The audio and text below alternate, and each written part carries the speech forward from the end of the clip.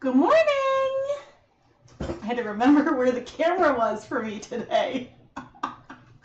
Good morning, everyone. I'm going to do a quick audio check. I had to remember where the camera was for me today. Okay, that's working. That's good. Sometimes I set things up and then things don't work when I actually start. Oh my goodness. I feel like it's been a while since I've had a stream. But yes. All right. Trying to think. I was like, okay, I'm ready, but then I'm clearly still mentally, I'm getting there. But good morning, everyone. I am Rebecca from ChemKnits. Here on YouTube, I like to dye yarn and experiment with color and yarn. And today we're going to be dyeing a number of different rainbow colorways on yarn. And we're doing this to honor and respect Pride Month, and also as a fundraiser for the Trevor Project. Now, I have no official affiliation with the Trevor Project. It's just an organization that I think is really, really important. And so if you notice at the bottom of the chat, and Twist Knit One, thank you so much for your donation. Thank you so much for donating to the Trevor Project. If you notice at the bottom of the chat, if you're on mobile, there should be like a little heart holding hands, but you can donate directly through YouTube, and YouTube will cover all the transaction fees for your donation, and the money goes directly to the Trevor Project. And yeah, so the Trevor Project is an organization that I think every June I do a fundraiser for them, but they're an organization that does crisis intervention for LGBTQ and questioning youth. And they have 24/7 counselors. I believe that you can both text, chat, or call on the phone. And I think that it's really, really important that any child, teen, that they have a resource, that they can speak to and have comfort talking to someone if they have questions or concerns or just figuring things out. But also, I think it's important to make sure that people know that this service is available. And so there's counselors that you can reach out to, and they're there 24/7 all year round. And yeah, okay, yes, you can call, chat, or text with them. And so as a parent, this is really important to me because I'd like to think that I am supportive, and I mean, I know I'm going to love my kids, whomever they are, right? But if for whatever reason they are afraid to come to me and to talk to me, or they're trying to figure things out, I'm glad there's someplace where they can go, or their friends can go, who they can talk to. And so, you know, I know that I hope it would be me that they would want to talk to, but I just feel like something like this is so important because I know also not everyone feels safe talking to the grown-ups in their lives. And yeah, it's really important to me. Chantel Mitnick, thank you so much for your donation to the Trevor Project. Thank you so much. I really appreciate it. It means a lot to me. And yeah, and so I figured this is a fun way that we can play with color and contribute to a wonderful cause at the same time. You'll see at the chat that I already donated myself at the very beginning, but if we hit pass, let me see, what did I write down? And also, for whatever reason, I cannot view. I need to go somewhere where I can view this. Because I can't view the totals from where I am. Nope. Okay. Woohoo! We are at 140 out of $500. Okay. If while I am live today, we pass $300, I'll donate another $50. I do have a goal of $500, but you know, I think that's about what we raised last year. But if we pass 300, I'll donate another 50 myself on stream. And so, yeah, we'll do that. But let's chat a bit about the yarn we're going to dye today. And then we can do some other announcements. All right. There's not much on the counter yet. Oh, I want to make sure that I can see. I have no idea if that's going to be on camera. Okay, I think it's not on camera. So this way I can see. All right, I have just some water. I'm going to need to add some acid there. We have our dyes.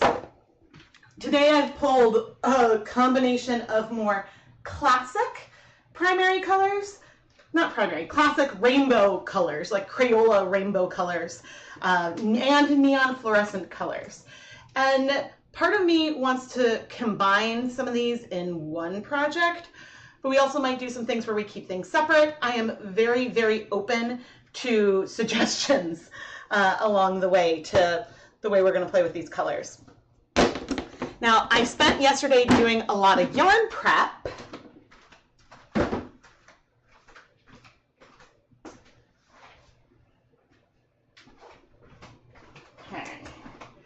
Did a lot of yarn prep. We've got a lot of connected mini skeins because I want to try to make some gradients. And I'm a little nervous about how the first one's going to go. But I realized I need to look up.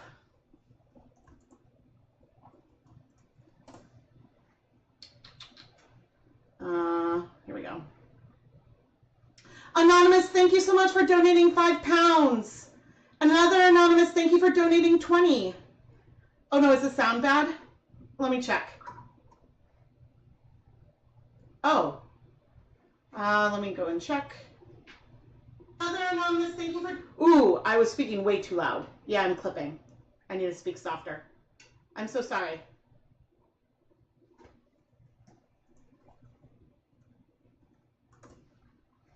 Hopefully this is a little better. And I get excited. Softer. I'm so sorry. Okay.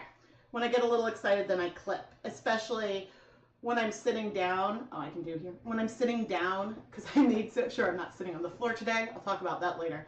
But so when I'm sitting down, I'm further away from the mic. And so sometimes when I stand up, then it might be loud. And so I apologize for that. What was I going to do? Here we go. Okay. We are, this is what I was going to do. Okay, I was pulling this up because I couldn't remember the blend, but the first yarn we're going to dye today is Knit Picks Super Bulky Soft. This video is not sponsored. I am a Knit Picks affiliate. I do earn commissions if you make a purchase through their website. I have affiliate links in the description. But this super bulky yarn is the first one we're going to dye, and it is 70% wool, 30% super fine alpaca, and it's a yarn base that I wear all the time because I use my favorite hat. I made my favorite hat out of this base.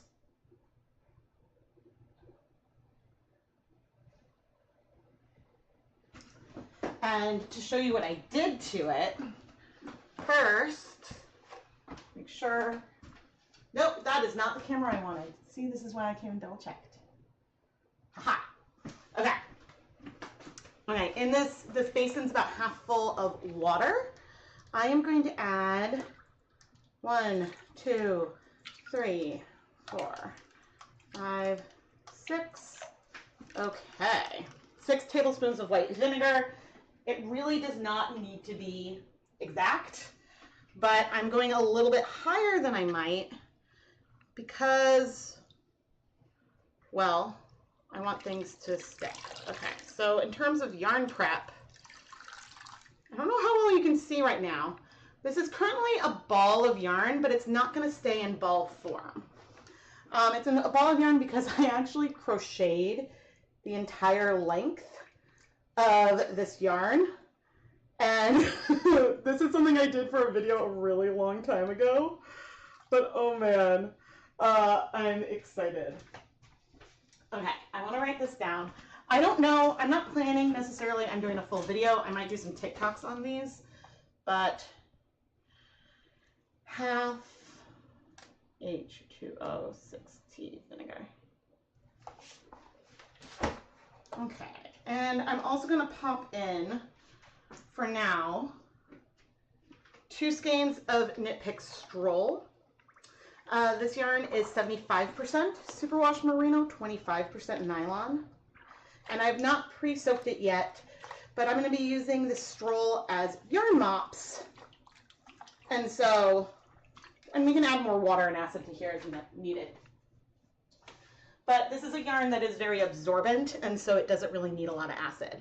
Now, when I say yarn mop, I mean these are going to be extra skeins of yarn that I will be taking any powder on my gloves and wiping it onto them.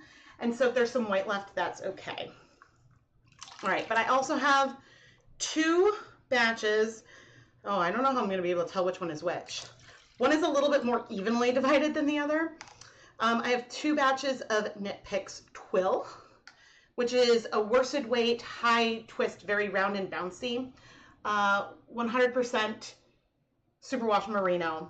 And then I have, what is it, a lay? Oh, no, not a lay. Oh my goodness.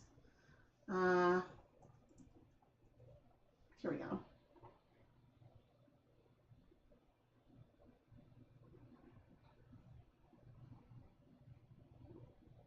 Okay, Alla Prima. The bear one isn't on there. Bear Alla Prima.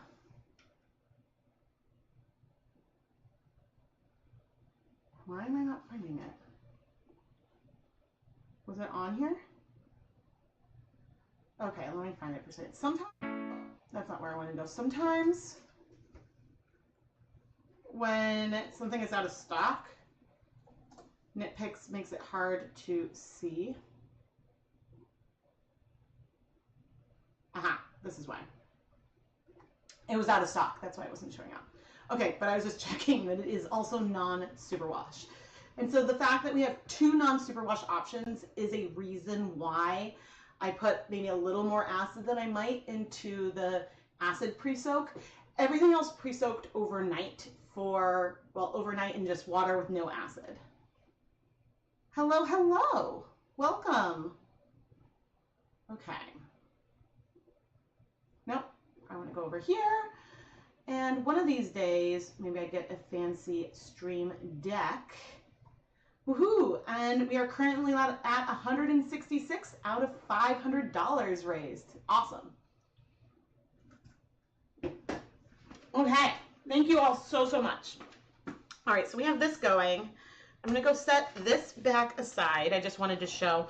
Oh, but in each of these cases, I have connected mini skeins. And so I roughly divided it.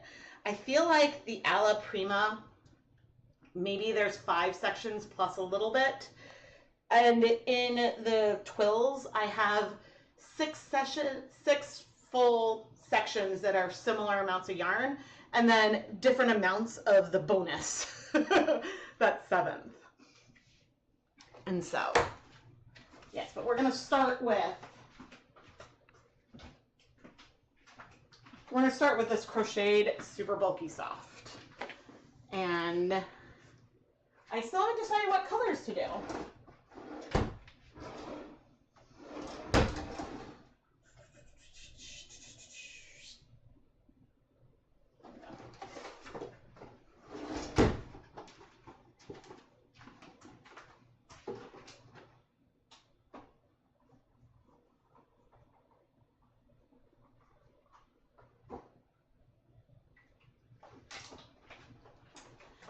Now, because we're also dealing with a heat wave, oh, Arlene, thank you for donating, let's see, the Skipping Stone Foundation in Calgary. Thank you so much.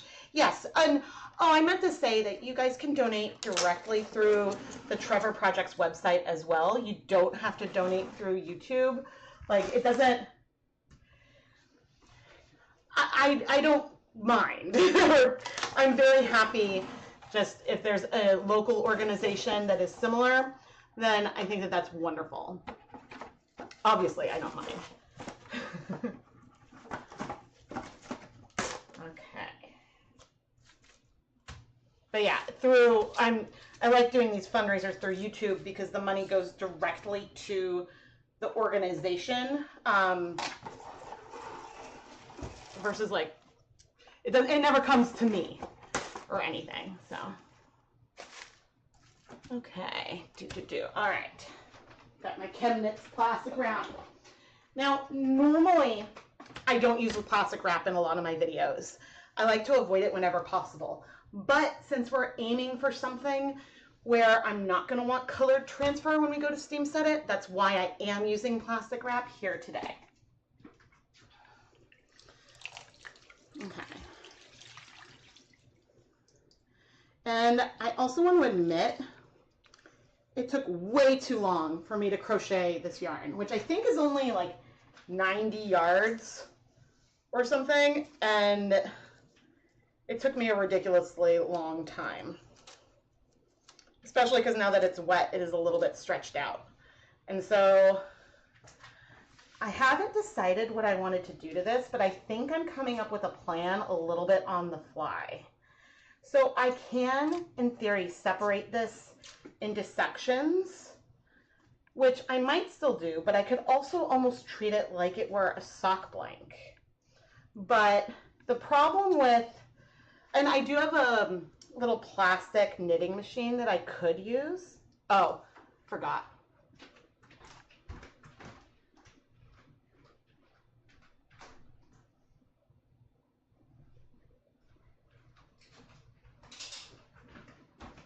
I forgot I wanted to film this just in case. But I'm going to check to make sure that the DSLR does not block you guys. Hopefully I have it high enough. Why can't I? There we go.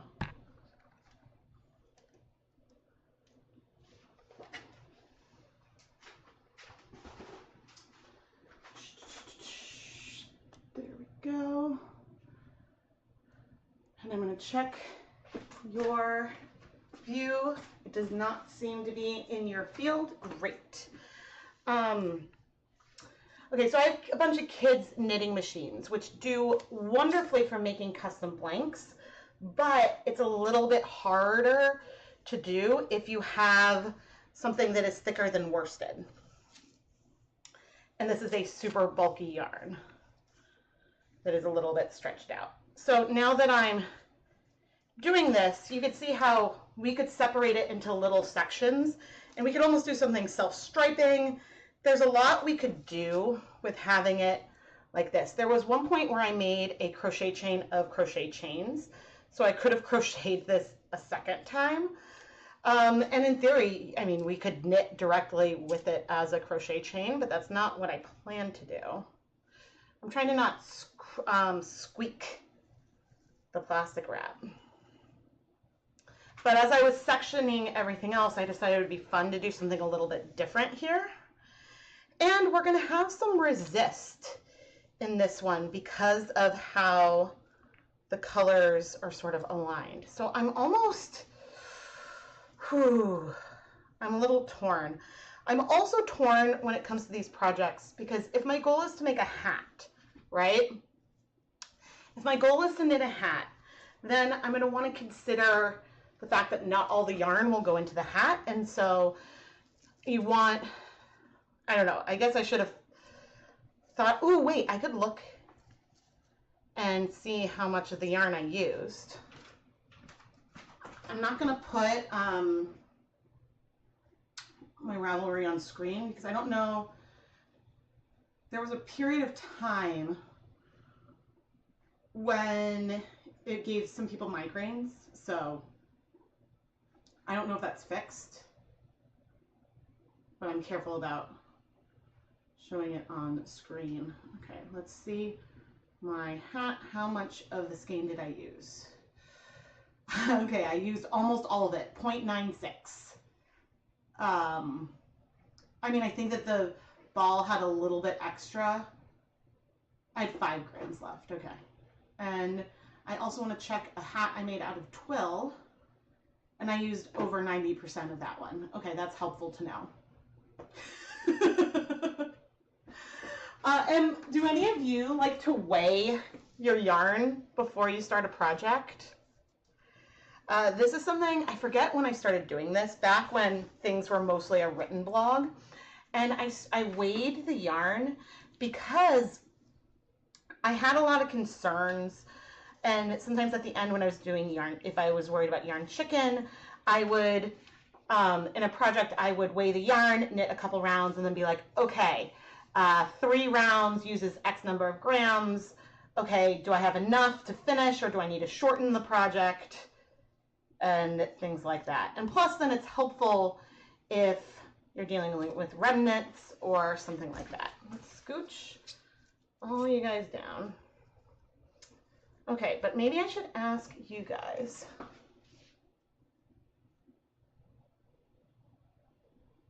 It's not fixed? Okay. Thank you for letting me know, and I'm glad that I did not put it on screen. I'm certainly crossing some strands over, but that's going to be okay. Because I don't necessarily want a perfect gradient. I'm okay with a little bit of variation, but I should have kept track of how long it took me to crochet all this. Thankfully, undoing it will be really easy as long as nothing has felted. So, let's see, you've done the weight math to figure out if you have enough. Yeah, and so then I always, like, when I have a project page, I always try to write that down because it's helpful to know. Because I often look at other people's projects to see how many balls of yarn they used. But anyway, okay. Here we have all of this laid out. Oh my gosh. Okay, so I think I want to go neon with this one. Mainly because I know it'll spread and it might be a little bit more muted, but I think a neon version of this yarn will be super, super pretty. Just taking some pictures. I'm gonna try to get in progress photos. So if I do end up deciding to do a full-on video, then obviously it will be that. Otherwise, I will do some kind of YouTube short that shows off all the finished yarn that I've done in this video. But it won't necessarily show off what I make out of it. Some of the yarn will end up in my shop though. And so before I pull out my neon colors, let's do a little poll. Should I section?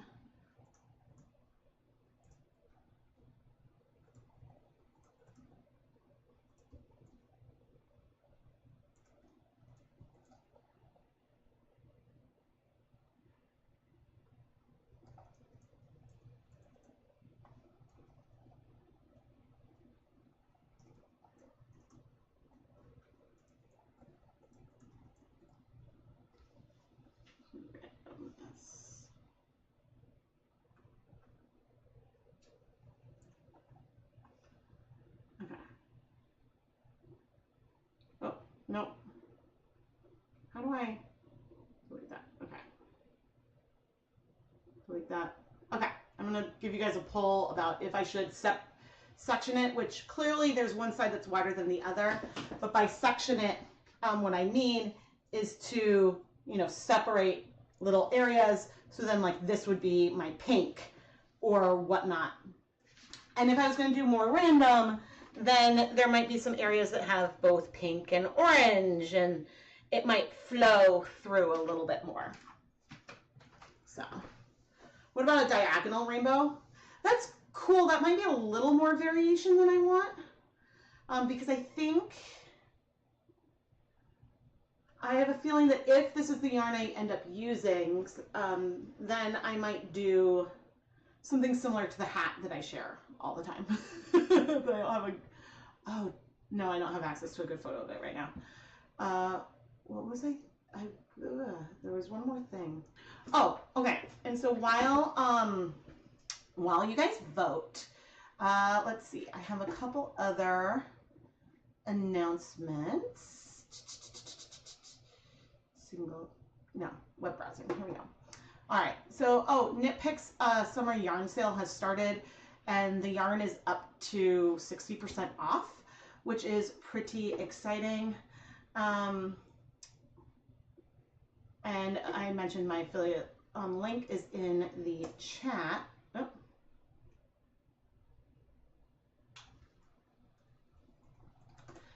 It's in the chat, but also in the video description. And the thing that I like to do is I like to sort by title from A to Z. And so not only does this sort things by color, but then if you scroll, okay, there's a lot of things in the A. If you scroll, then eventually you can find all of the bare yarn that's on sale, all sort of grouped together. And so that is, I don't know, pretty exciting. So that's the way I like to deal with that. But the sale goes through, I think, July, which is awesome. My other announcement is more personal nature. So the 2024 Summer Mini Skein mini series yarn sets are all ready to ship. There's a number of different yarn bases. Each of the mini Skein sets has 100 grams of yarn that'll be dyed in one of the special videos that'll come out the week of July 8th. And each set is dyed in one of the videos, and the sets are wrapped and labeled with the date so you can open it up while you watch the video. The whole thing's a lot of fun. And there's a handful of extras remaining as well. So these are, again, ready to ship. And so if you bought one today, I would probably get it out tomorrow. But a shipping update. So if you want a chance for this yarn to arrive before July 8th, I recommend placing your orders by the 26th, by the 25th, which is next Tuesday. Any orders placed between June 26th and June 30th won't ship until July 1st, and anything ordered between July 1st and July 7th won't start shipping until the 8th. So if you're hoping that your SMSMS yarn will arrive before the series begins, place your orders before June 25th. And that is my big announcement, which is probably too small on screen to see. But I wanted to share that.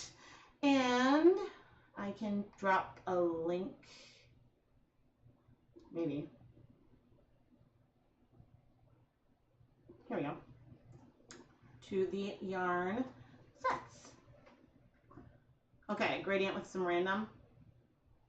Looks like the winner of the poll is to do a gradient with a little bit of random in there. Okay, which honestly I'm happy about because we have yarn sectioned for the other projects, so this will be some variation. And depending on how I'm doing, we then might do other colorways and other techniques, but I prepped 4 different gradient yarns for today. So that is what happened there. All right, let's go back to the counter. And I will be putting on my deluxe rubber respirator mask, safety glasses, and gloves because we're going to be dyeing with dry dye powders. And therefore, I'm going to be more muffled. So please let me know if the audio is low. I do have an iPad as like a monitor, so I can try to keep an eye on the chat while I am up at the counter. There we go. Oh, this looks so cool. I know, and I'm like, oh, my own project looks so cool. But actually, before I put my mask on, let's pull out the dyes. Okay. I believe that I like Dharma's orange better. I definitely like Jacquard's green better. We've got Black Light Blue, but I don't know if I'm going to use any fluorescent red on this one, but I'll pull it just in case. Okay, we've got Purple Pop. Okay, I'm going to pull some Caribbean Blue just in case.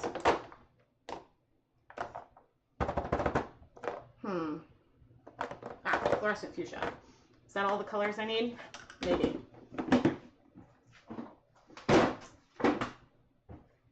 Okay, so we've got our pink. Some of these I'm picking just because the jars are bigger. Pink, orange, yellow, green, blue, and purple. Cool. Now my plan is to speckle on, but then sort of tap the dye in. So I don't need it to remain speckled, but it's okay if there's white left behind. And so we'll see how this goes. Now, all of these are made up of fluorescent pigments, but when it comes to acid dyes, there are basically 3 different fluorescent pigments. We have a yellow pigment. Oh no, there's just 2 fluorescent pigments. My apologies. There's a yellow pigment and a pink pigment. So the orange is a combination of the yellow and the pink. Greens are a combination of the yellow with a blue pigment. Purple is the pink with a little bit of a blue pigment. But then black light blue is a unique one. Jacquard has a colorless fluorescent acid dye that they mix some blue pigment in with it. And so if I add some Caribbean blue in there, it would reduce the amount of fluorescence because it's about the proportion of the colors together, but we'll see if I need more pigmentation. Oh, you just noticed my nails? Thank you. Yeah, I did I guess what I would call like a lazy gradient in one hand, where I just did like, basically painted 2/3 of the nail one color, 2/3 the other, and it gave a little gradient. Okay, now I'm gonna mask and glove up. I'm trying to think if there's anything else I need. Yes, a yarn mop.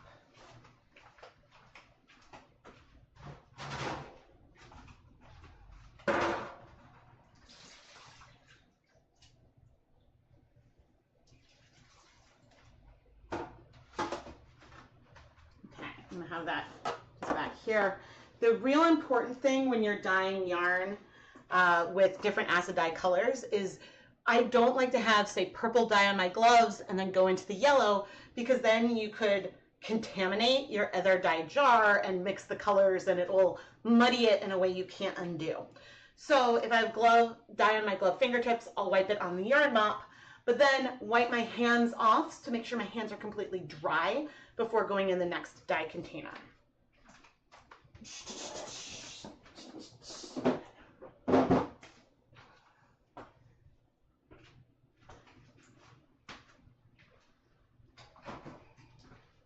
So I don't know if I'm going to be able to do all 4 of the gradient projects I have planned.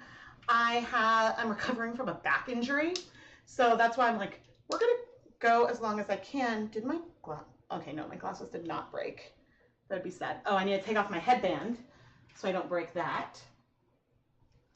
And let's get started. So again, my voice is now more muffled. Please let me know if I should either speak louder or if it's echoing too much and I need to speak softer. Okay. Alrighty.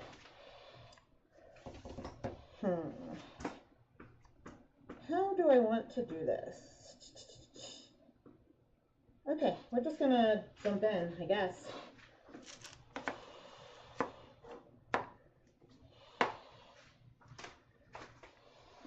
Actually, you know what we're gonna do? We're gonna start in the middle. We're gonna start with the yellow. Okay, I'm taking a pinch of the dye, and I'm not going that light, but I'm mostly lightly spreading it onto an area, and we can overlap the colors a little bit as well to blend them a little more. But now I'm coming over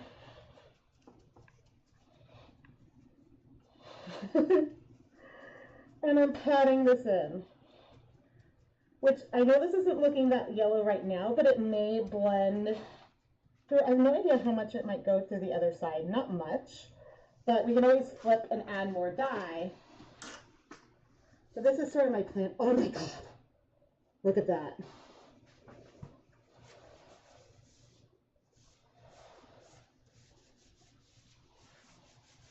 And I'm not recording because I forgot.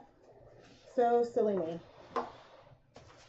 Okay, drying off my glove hand. I mean, I suppose I can always download the live stream if I needed to. Okay, let's go in with some fluorescent safety orange. Do you guys remember when I decided to swatch all the neon colors and I mislabeled my two oranges? That was sad. Okay. Now, the slight randomness that we have here, because it's not sectioning, is that there may be some areas in the middle. And we'll add more dye conceivably on these different areas. But there could be some areas, especially around these borders, where in the transition you'll have both orange and yellow, and it's not going to be more self-striping. The other skeins I've prepped are going to be a little more self-striping. The sound is good? Thank you. One thing I didn't consider is that this is giving me some of the biggest yarn mop sections I've ever had, which is so amusing to me. Okay. With a lot of different techniques, especially rainbows, I like to start with the yellow. What was that? I like to start with the yellow because if I have a little bit of pink on my hands when I start doing the yellow, it's hard to cover up. Because saturation-wise, yellows just aren't as like pigmented as other colors. Yeah, but I have a feeling for a lot of the gradients, I'm going to be doing something similar to what I'm doing here, in that I'm going to be adding dye powders, and I want some variation to it. And so that's sort of why I'm going about this. Now, one thing I may do here at some point is we may get my spray bottle and squeeze and spray more liquid on as needed. Oh, I used both hands for the pink.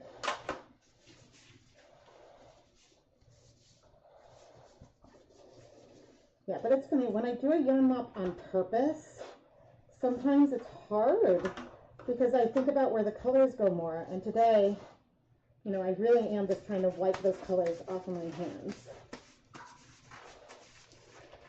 Okay, let's do our blue.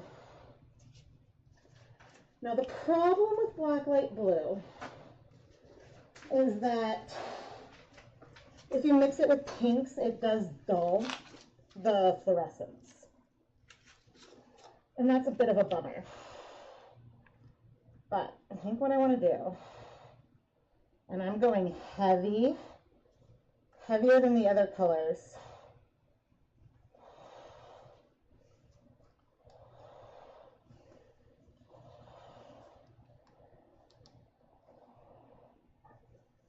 Okay.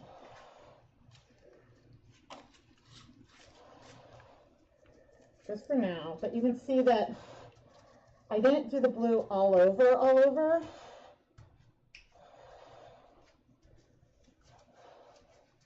You can see with all that dye, we didn't really get that much coverage.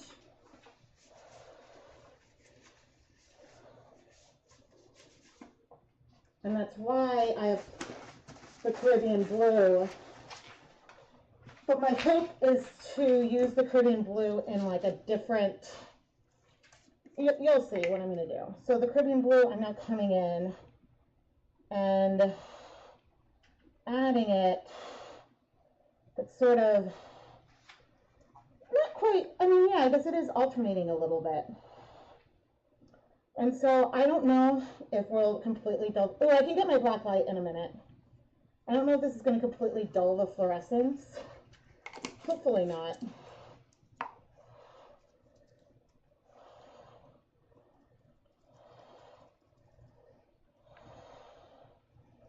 But you can see the tone of the blues is also a little different.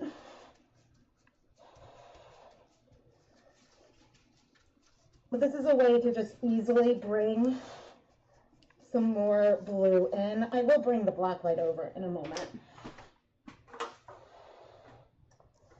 into everything. Oh my gosh, the Caribbean blue is so pigmented. The yarn mop almost can't contain the blue.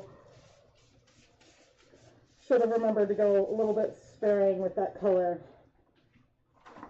Oh, but it's so pretty.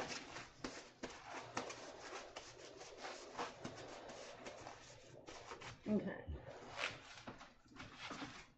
Chartreuse is fluorescent. They don't have fluorescent in the name, but I believe, oh, that was a lot right there. Jacquard has updated their packaging to reflect that it is fluorescence.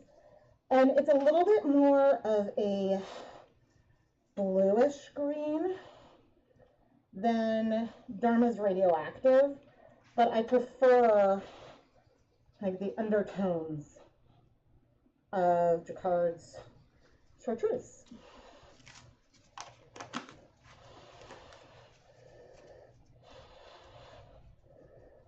Now, as for all the other Jacquard colors, I like them all. It's the orange is one where I like the Dharma one better, but otherwise I do like all of them.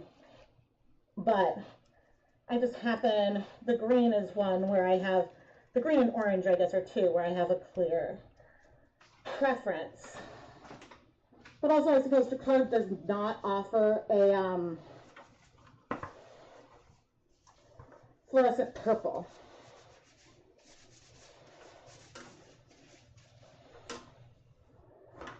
I don't know if you can see the yarn mop on camera, but she is pretty. So pretty.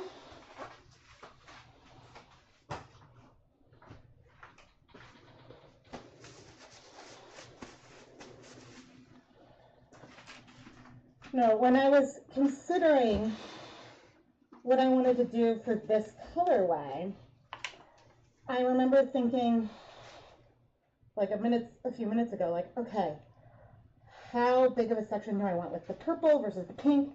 Now, purple happens to be my favorite color in the whole world. But this color also isn't like that purple. It's very much more of like a pink leaning purple. So, I mean, it's purple compared to that pink for sure. But I'm more, I think, of like a violet purple girly. Now, as we like roll things up and steam things, there will be color transfer. We have resist from like our different sections as well. Oh my gosh. Okay. But I do think I'm going to want to come spray it. And then maybe we'll flip it. But first, I need to wipe my hand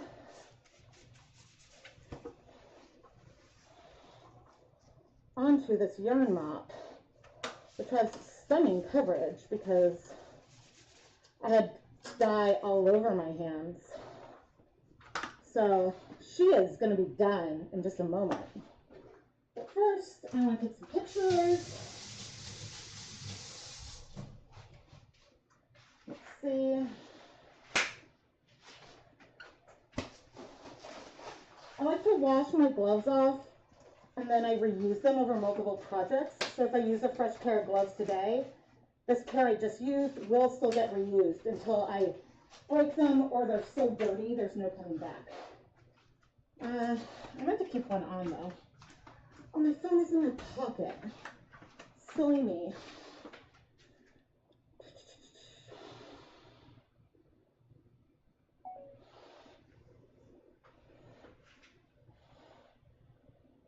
Awesome.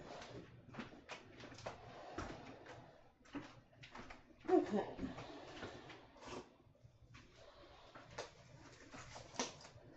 I'm going to put the yarn mop in a steamer basket.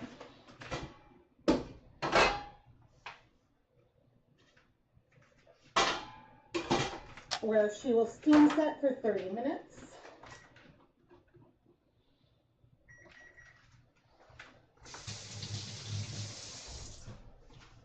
And I want to consider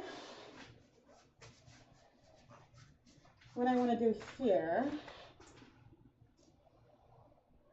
Okay, we are getting color to go through. I may want to add more color in some areas, but I think that this is what we're going to do.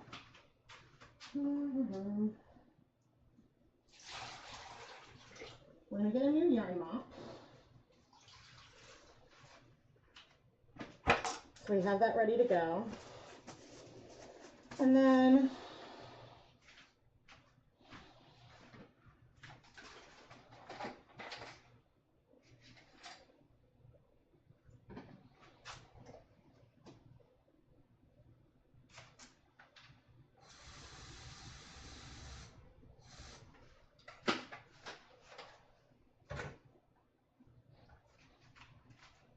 I am nearly certain my squeeze bottle had vinegar in it already. I just added some water because I think I was dealing with some weeds on my patio.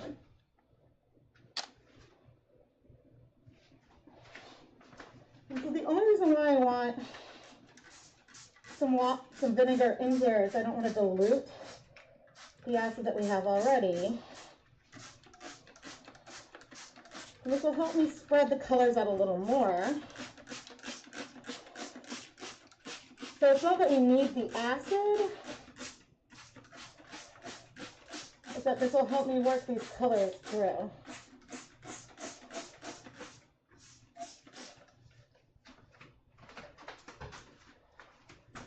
Put the other ball on.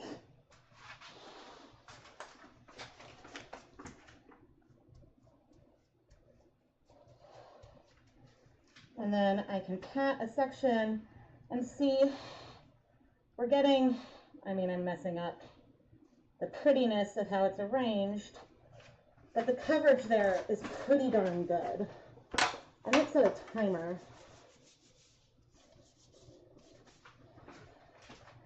Okay, I know I started at the purple. Let's do our yellow and see that I'm working over towards one edge where they overlap. I mean, we might be pretty good. We can still flip things. Let's see then. I can go and wipe my hands off. So I didn't wipe my hands off, then this little bit of color would get transferred.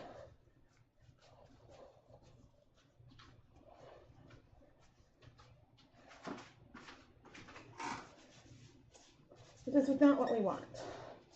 Now we also have to hope that I'm not going to tangle the crap out of everything.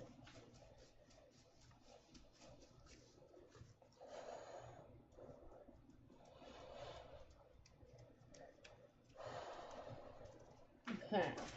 Oh, this is so pretty. That blue, oh, pretty and blue is so pretty. Okay. Now, let's see. I mean, I might be satisfied. I didn't think I was, but okay. The green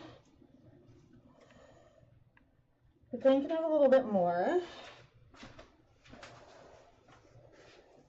What are we doing on the orange? The orange is looking good.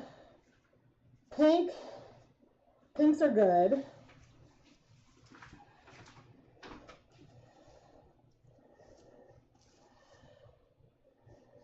Blue, we can do a little bit more in the blue. And, okay, fine, I'll touch the yarn mop. I was debating, like, I don't mind if there's, okay, we could do a little bit more purple as well.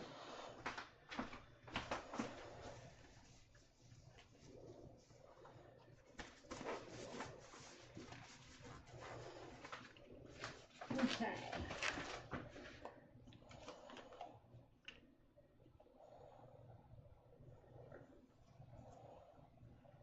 I don't think I've ever really hand painted with powders quite like this.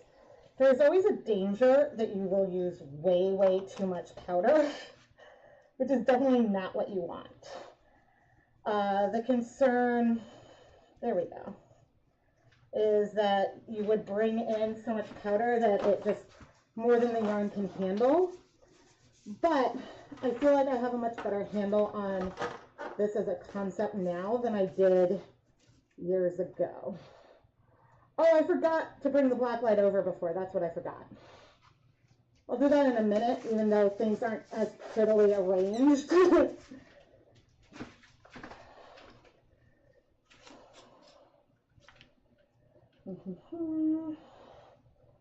We're going big with the black light blue.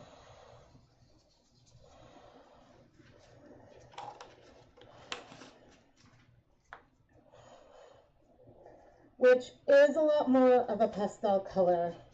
And I remember when Jacquard was developing the color, I gave them the note of, you know, with the original name of it, I was like, that's too, people are gonna expect like a big color.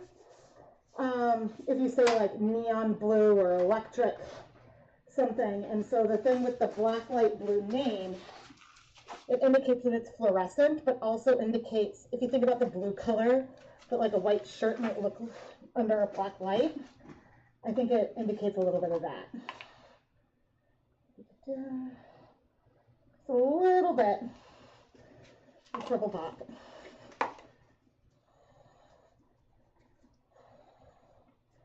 She is a dangerous color. Okay, washing this is going to be interesting, but I think I'll try at that stage.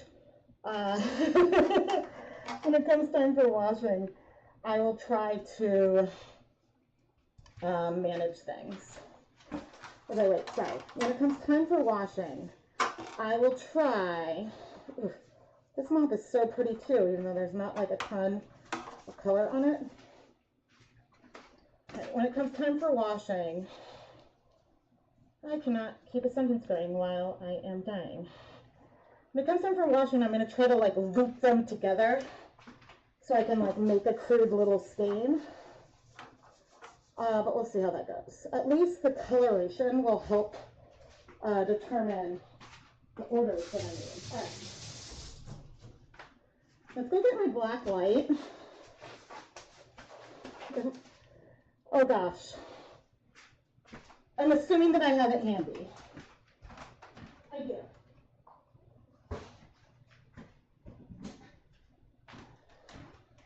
She was even plugged in. Okay, I'm not going to turn off the ambient light, but I will start camera. Okay. Look at that blue. Oh, check that out. There's more glow on the blue than there is on the purple, but that's just by nature. The green, the yellow isn't showing up as much, but you can really see, you know why it makes it easier to see the blue? Because you can see the Caribbean blue that is not fluorescent. Oh, this is so fun. Okay. But anyway, oh, that's showing up on camera. At least the blue is, ironically. Okay.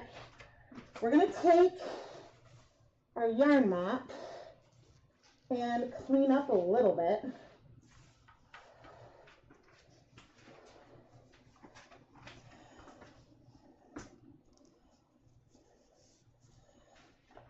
Because we do want to avoid having some colors sort of spread down the whole side. Oh, this is so pretty. Okay. I'm going to fold. Actually, I can fold it over a little more like that because I think that that's okay. Right? Yeah. The part of folding it over is to keep things from like coming out the side and then moving all the way through. Okay, I do need to clean up right here a little bit.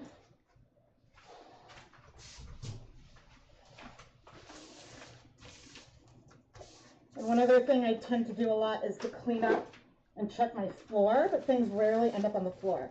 Okay, but so then I went over the purple and I'm rolling this up. Like you would a cake. And we're gonna hope that things don't move through too much. And now this is gonna go into a steamer basket.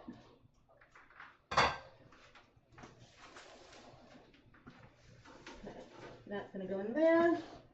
And this yarn mop is also gonna go in. Whew. Okay. I've not yet set a timer for either of those. But let me clean up quickly.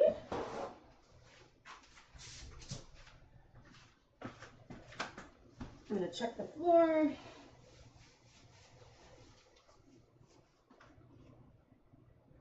No evidence of dye. That is great. Makes me happy. Okay, I'm going to throw these out. Clean my gloves.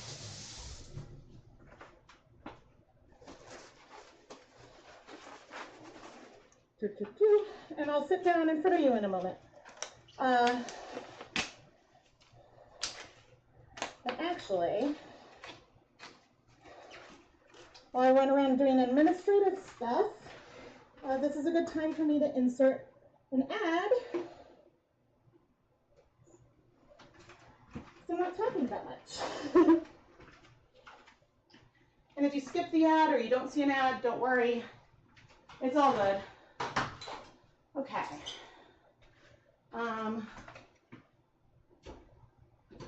Oh, I really hope that that turns out okay. I love how different these two yarn mops are. Oh, I did start a timer. Fine. Okay, the first one is done in 17 minutes. So then I need to do 13.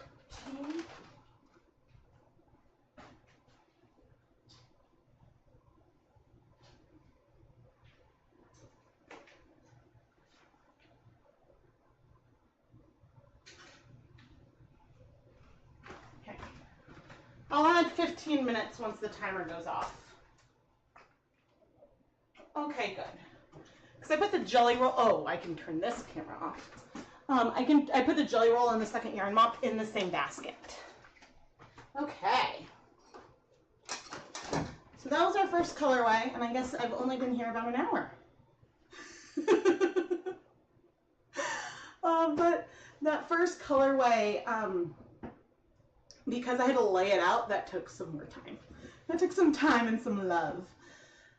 We'll do one of the super wash ones next, maybe? Because, and whichever one I grab will be the one it is, but I think, I'm torn between how I want to set it up. And, I wonder if,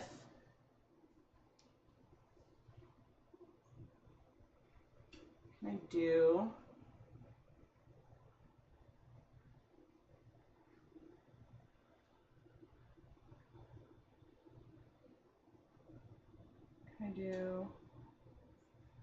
will this not show up? Oh, weird. I'm gonna do red. Oh, that does not work. Fine.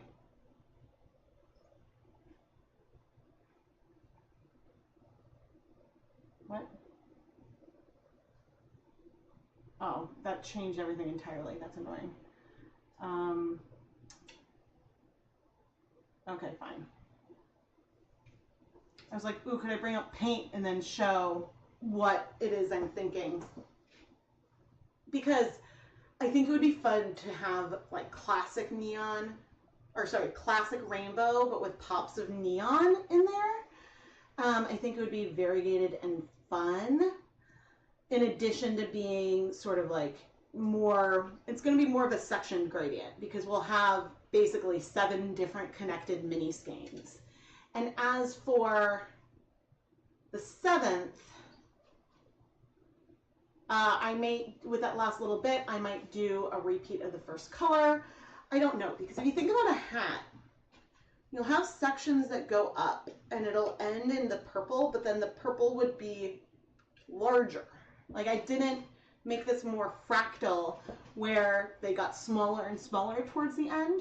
So I didn't consider that and think about that. But actually, what I want to check is to see how we're doing on our fundraiser. Oh, and I need to, nope, make sure. All right, we are at $166 raised for the Trevor Project. Thank you so much to everyone who's donated. And if you're curious, I like to do this every June, but the Trevor Project is a really great organization that I wholeheartedly support, and they provide counseling and suicide prevention to LGBTQ and questioning youth, and they have 24/7 counseling. You can text, chat, or call, and my pot is popping a little bit over there, and I'll go over there in a sec, but you can either go to their website directly to donate, or you can donate on the YouTube, through the YouTube platform, and YouTube will cover all the transaction fees. If you're in chat on mobile, you'll see like a little heart hand at the bottom of the chat, or if you're on the web, then you might see the whole like little fundraiser bubble. And so, yeah, please consider donating, because if we hit, while I am live, what did I say? If we hit 300, if we pass $300 in this stream, then I'll donate another 50. I donated 50 earlier, so, but yeah, then I'll donate another 50 live. Okay, where, let's go. It's nice to not be sitting on the floor, because that is something that a silly person like me does a lot. Oh gosh. So I injured my back. I injured my back. Maybe part of it was doing some indigo dyeing. Let me see if I probably have a photo. Can give a little sneak peek. There's gonna be a bunch of different indigo videos coming up. The end of July, I believe, is when they'll start. Why is that not loading? Okay, in a moment I'll have a picture, but I think that I'm going to, just like when I learned, if I do a lot of pouring, then my hand hurts, and let's fix the focus, because there we go. Anonymous, thank you so much for donating $5 to the Trevor Project. Thank you, thank you. Thank you so much. Let's see.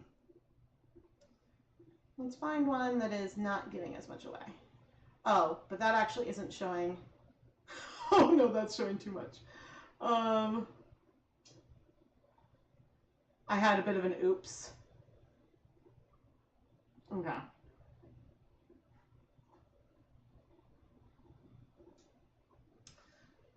Scale. Nope, transform. Fit to screen. There we go. Now I can make it smaller.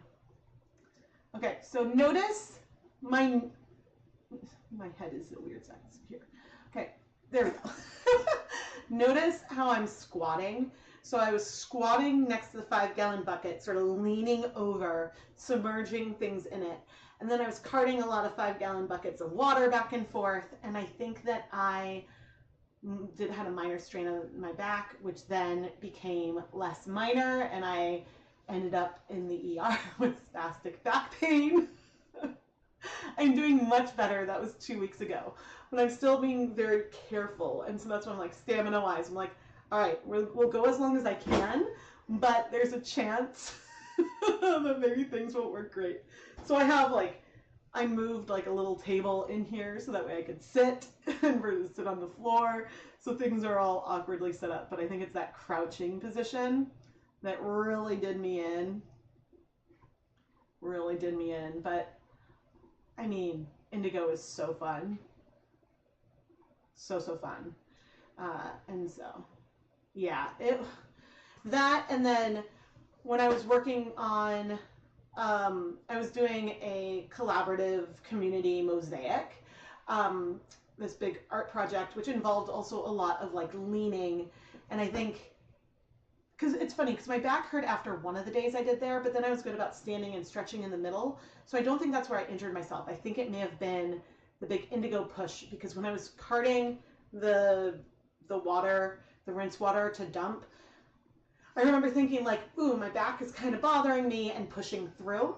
And it was the same thing when I had ended up with an RSI a few years ago.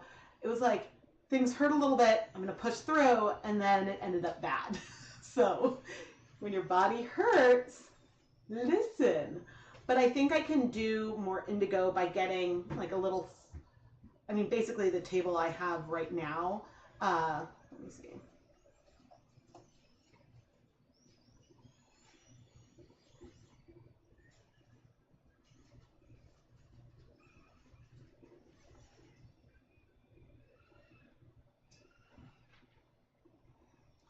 So this is the folding table that I'm on right now. I have like a white version of it. And so this I use like in my living room to have my laptop on. And I think that if I have one of these that is dedicated for like mess outside that we keep in the garage, I could put the indigo bucket on it. And so then when I'm standing, I'm not going to need to be crouching as much. I can do it standing, and yes.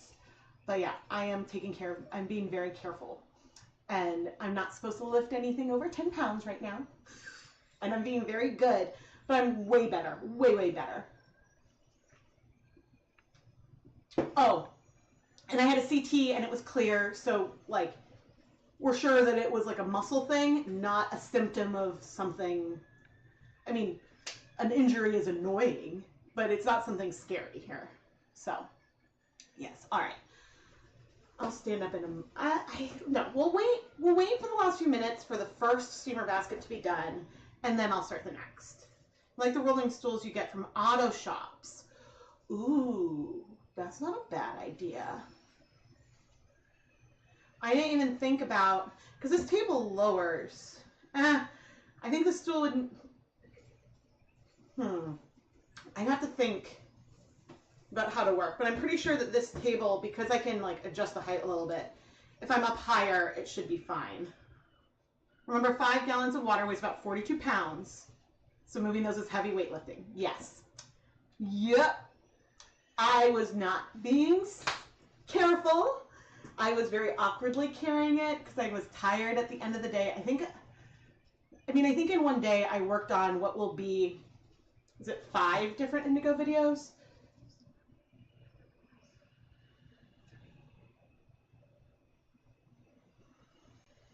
Yeah, I think 5 different videos. So maybe I just spread it out, because the indigo vats last a while. So the thing that I was doing though was that because you need to wait between dipping your yarn into the indigo vat before doing another dip, I was alternating between all these projects. And so I also was not taking 20-minute breaks in the middle as well. So, but yes, I'm a huge advocate of trying to take care of yourself. And so I prepped a lot of fiber, but again, we'll see how much we get through. But those yarn knots are making me really happy. I'm trying to think if there's anything else big going on. Well, mainly the summer mini Skein mini series, which starts July 8th. I wanted to, there was night 5 I wanted to dye another round of, which it's funny, I'm so far removed from it that I don't know if it would be the same, because my like memory of how I was placing the colors, especially since not everything was measured, may not be there.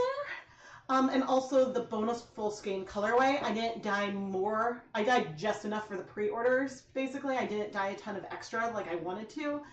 because of like the injury. And I think that, well, to be fair, it wasn't just the injury. I was going to dye more, but then I had another big project I was doing as well, which was like computer based, but that I'll talk about maybe December. But I might do a dyed to order version of the full Skein colorway around when SMSMS is airing, in case, and that would be open to everyone, not just people that bought sets. So, but again, the theme and everything around this year's set is really, really fun. And there's a lot of different yarn bases as well. And even there's one not listed here. There is one set, I believe it's still there. Yeah, of a single ply sock. Because for one of the videos I dyed, I don't know, yeah, that shows up. I don't know if, for one of the videos I did that. But the only thing, everything else is in stock except for option B, the Superwash Blend DK that is 75% Superwash Merino, 25% nylon. Everything else has at least one currently. Yes. But yeah, I'm very, very excited for that series. Okay, there, and yes. Woohoo! Cool, cool. And there. All right. It's like, gonna get all my tabs in order. All right, and after the next one, then I will probably eat something. We'll see. But yes, I am sitting straight. I am being very good. Oh my gosh. Oh, but like for my Patreon and the post-doc level of YouTube members get access to this as well. I do a behind-the-scenes live stream every month while I'm working on a new video. And this month I did a reaction video because I'm like, I should not be standing at the counter or leaning. But I'm doing everything today without leaning, so that's pretty good. Okay, let's go to the counter and we'll start prepping. I can tell though that my body is tired. Oh gosh. Okay, this is our water with vinegar. And I want to make sure that it's mostly on camera. That is fine.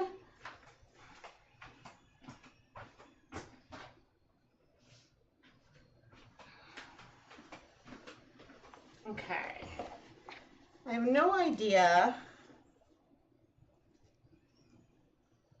which one. There's one I did a double knot on, but actually there's no way I'm going to be able to tell, is there? That's fine. Okay, we'll bring both of these twills over. I'm going to squeeze out all of this pre-soak, pop them into this water and vinegar. Ooh, you know, for one of them,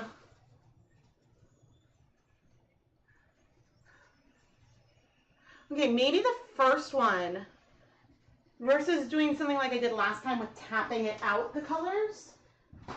Maybe I'll just do a speckled one, but they'll be chunky speckles. And then based on that, maybe we'll do another, quote, speckled one, but then squish it more.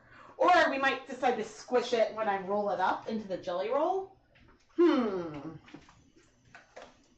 then, of course, there's the question, as I pre-soak some yarn mops, also now adding it to the water with vinegar, if we want to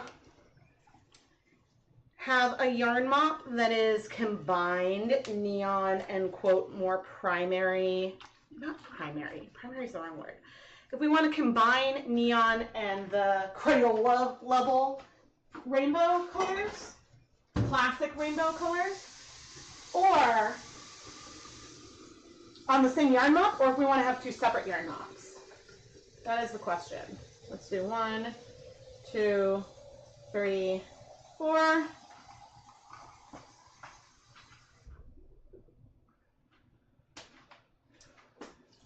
add a little more water because since we're adding dry yarn, that removes some water.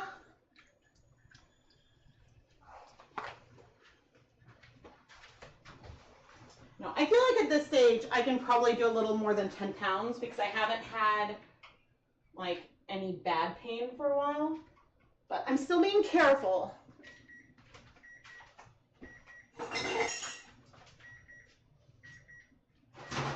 Especially when it comes to bending. Okay, setting a timer for 15 minutes for the other kettle. All right, and okay, here is our first of the yarn mops, and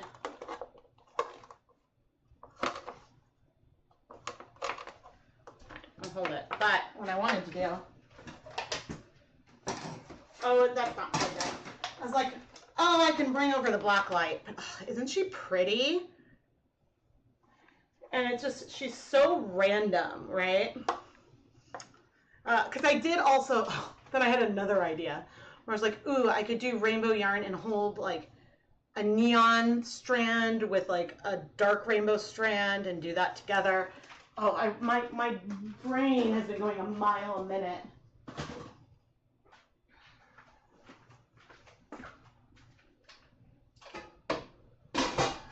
But also, we're in the middle of a heat wave in Massachusetts. Oh, let's see. Broke your back a while ago and now chronic back pain. Oh no! My mom had chronic back pain. But we were in a really, really bad drunk driving accident when I was little. There was a drunk driver in a stolen truck who crashed into us while we were at a stoplight, and my dad saw the car coming, and so my mom turned for impact, and it messed up her back. And I was 10 when that happened. Otherwise, I mean, the car was totaled, but otherwise we were fine. It just was like a turning point. The mop is very cotton candy. Well, actually, that mop is a little brighter. The second mop is even more cotton candy vibes because the colors are more pastel, which I think is fun. Okay, what am I doing? We are going to get some plastic wrap laid out. And again, all the tools and equipment are dedicated for yarn and not used for food. And this is my ChemKnits plastic wrap. This is also dedicated for dyeing. That way, in case I make a mistake and touch it with gloved hands, although, let's go get a piece of tape, because this is going to bug me. So not have like a punch, no.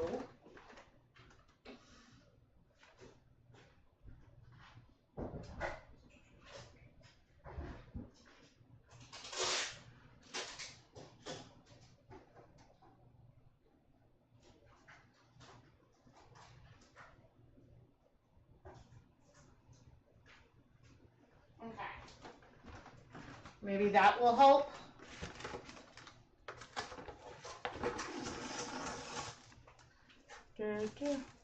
Okay, because with this next colorway, see, this is why I have a separate ChemKnits one.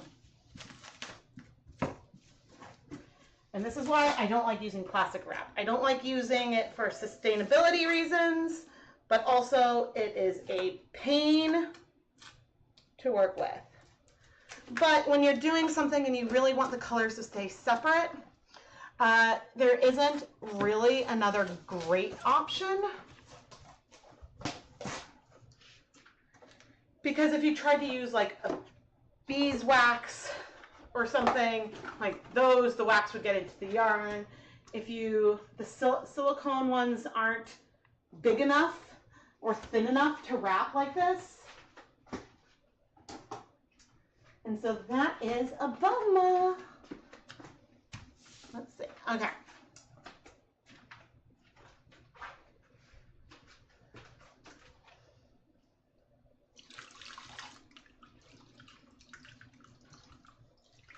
Here is one mop. Now this time the mops are going to be a lot more pigmented. Probably.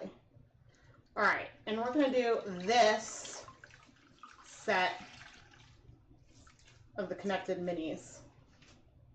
Okay,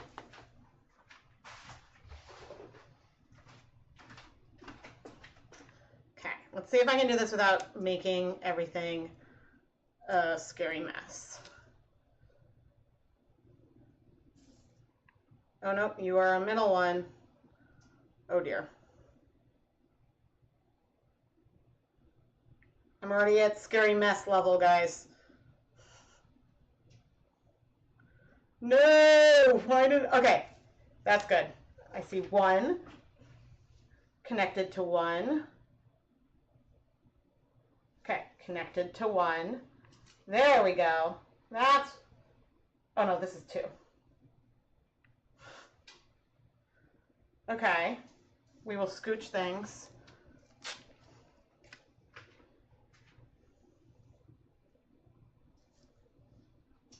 Okay, this is the end.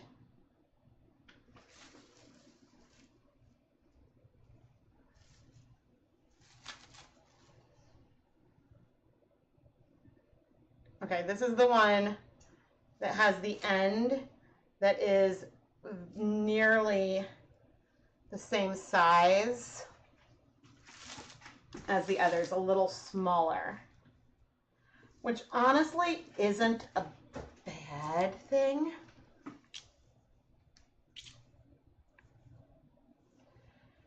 But then it means that we can consider what we want to do. And so the way I created these connected mini skeins was I calculated approximately how the yardage of our yarn and then approximately how many wraps.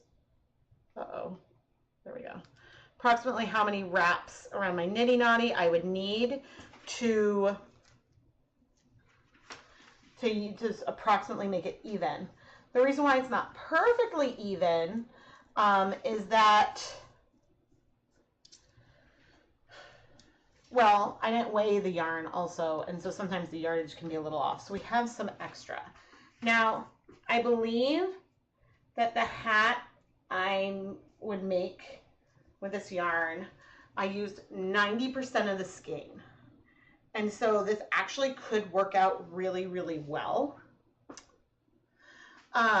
It could work out really well to get, like, we have red, orange, yellow, green, blue, purple. But what should we do for this last one? Because this last one may or may not end up in the hat. And the one reason why this is good, that there's some extra, is that in the event that we aren't using 100% of the yarn, think about, okay, let's change the numbers because the math is hard. If we were going to have 5 connected mini skeins, wanted each to be about 20 grams, but then the hat only used 90 grams of yarn, then you're using less of that last color, and maybe that last color would still have a larger, multiple rows, but maybe it would just be on the top of your head and you wouldn't see it. So there's a bigger chance you could see some of that last color here, which brings me to another question. Should we do purple, go purple, blue, green, yellow, orange, and we could do red and pink. We could go that way. And so one of those colors may not end up in the hat at all. Or we could do purple. I think I want to start with the purple. So I think that's what we're going to do. We could do purple. We're going to be using a different blue though. Purple, blue, green, yellow, orange, and then we have a choice, because if this is either not going to be in the hat at all or only a tiny bit at the top, we could do full-on rainbow for the 7th one, or we could do like red and pink is another option.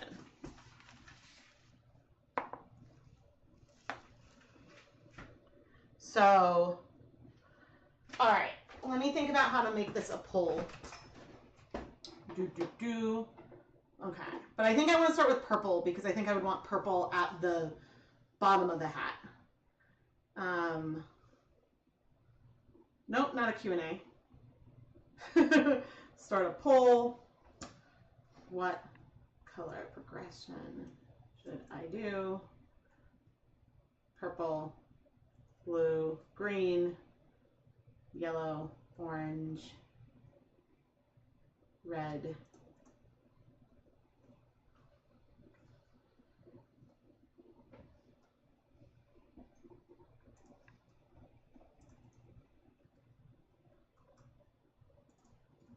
Okay.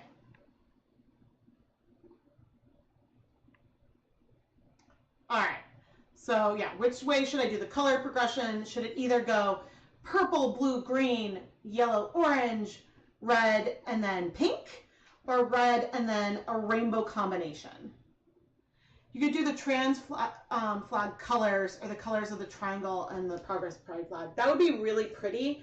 I'll talk about what I'm trying to dye yarn for specifically in a moment. But I think if I wasn't potentially using this with a particular recipient in mind, then I might do that. Not that she would mind if I use those colors, but the goal is just to make something that's a rainbow for her. Catching up, you weigh your yarn before you start a project and after. Oh, awesome. Oh, I could have done to camera. Okay, while the poll is up, I am going to take a brief break. So please stand by and I'll be right back.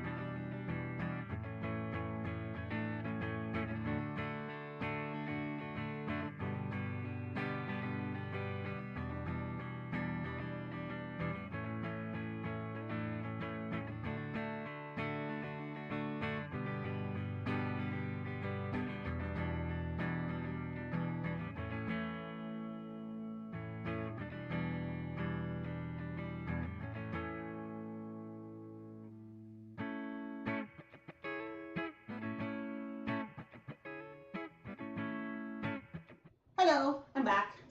Put my headband on for a moment. Yeah, so the hat I'm making is for the art teacher at my kid's school, who I adore. She's extremely knit-worthy. Oh no, Andy, I didn't talk about it before. No, I realized that I hadn't talked about who I'm making this for. So I'm going to be making a hat for my kid's art teacher because she exudes joy, right, and color. And when she's doing bus duty in the mornings, she just wants like a very like fun, happy like rainbow hat, which she wants to actually commission, but I might see if I can just give it to her.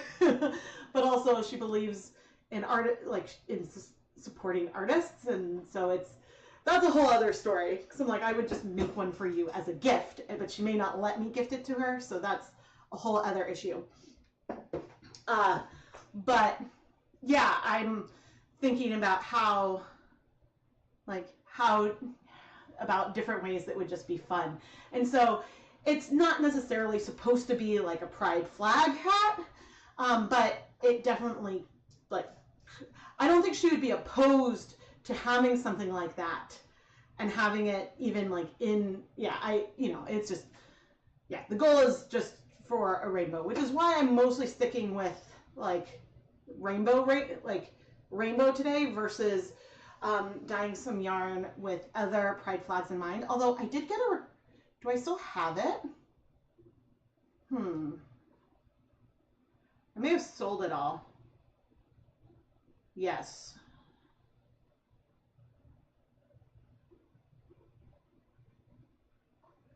Because I don't remember if it was last year I had a request specifically for the trans pride flag to do something with those colors, but that has all sold. I was curious if I still had that. You love it when Rebecca talks through her ideas on camera? Oh, thank you. No, and it's, because I even started making a, oh, let me see if I can find it.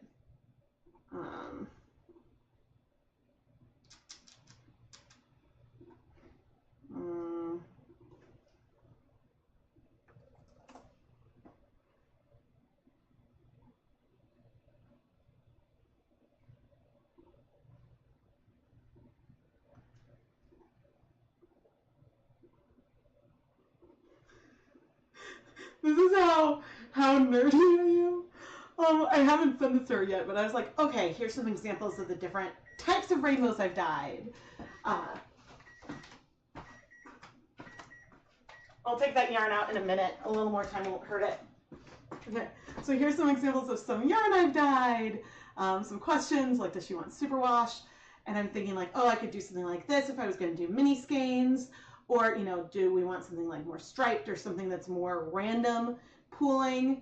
And then some examples of some rainbow hats I've made over the years. Oh, this one, I actually spun yarn for that myself. And then this is another hat that I dyed, and this was a repeating rainbow colorway.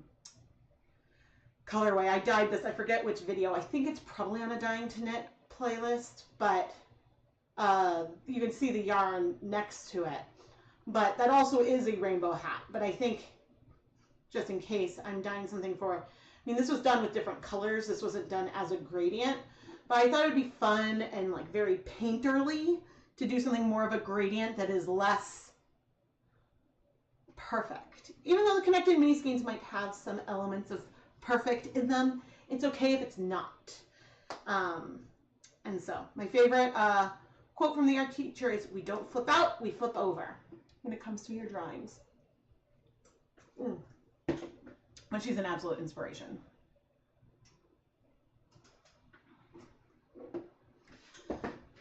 But yeah, I haven't even shown her those pictures yet. I figure with the end of the school year coming up, I was like, I think that there's probably a lot on her plate at the moment.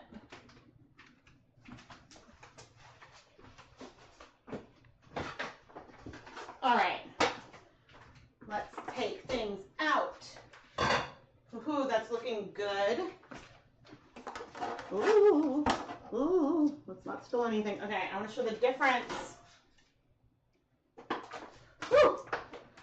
between the two yarn mops we have so far. And the reason why I said the second one is a little more cotton candy.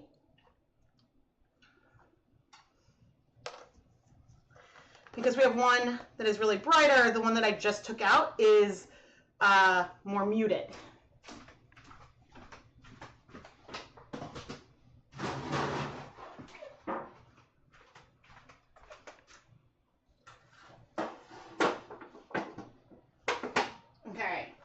And here is our jelly roll that I just removed from the steamer basket of the yarn that I crocheted and then dyed, which I don't recommend. I feel like past Rebecca did this like 5 years ago, and I was like, oh, this sounds like a great idea. I should have done it with the yarn that is mega bulky and only had 40 yards versus the one that had double. But it is what it is. It's going to be pretty. But that jelly roll, I definitely, no matter what, would not open on camera because it's gonna be a tingling nightmare to try to do that. Okay, I should check and see what the result of the poll is.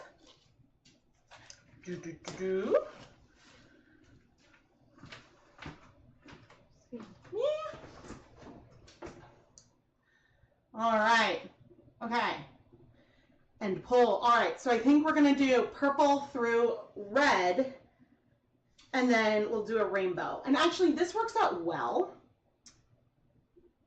This works out well because when I do get to the red section, I can do like a fluorescent pink with the red, and that'll have a little more contrast. Some of these other colors won't have contrast doing the neon and the more classic colors together, but yeah. Ooh, or maybe I should leave the fluorescent pink out and I should do the fluorescent red. I should do red and fluorescent red. That would be fun. You can put crochet chain on zip ties as you unroll it.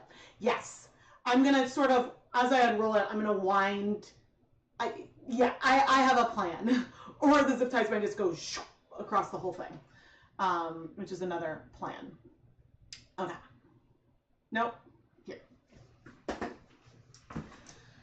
Okay, I'm gonna grab the dies I need, and then we will start. Well, then I'll put on my respirator mask again.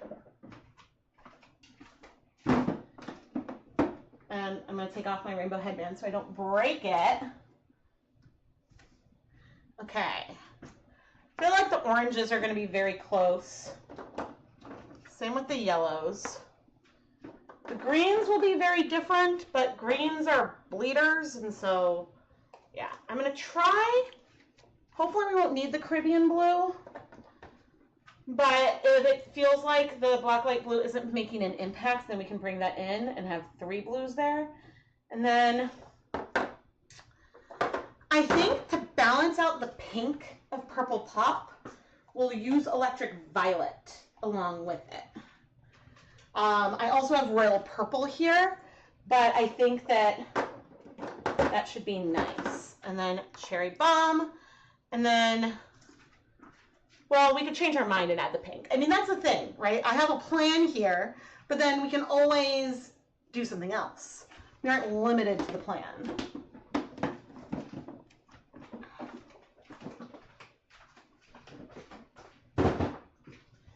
And that's what makes art so fun. All right.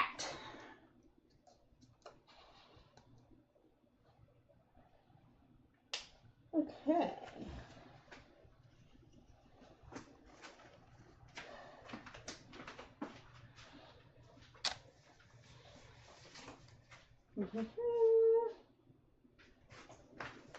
All right, let's start. Oh, I didn't make a decision about the yarn mops yet. I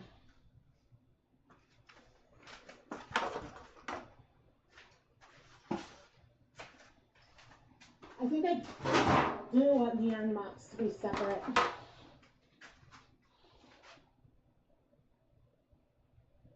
Oh no, we don't need to make another Pandora Rebecca.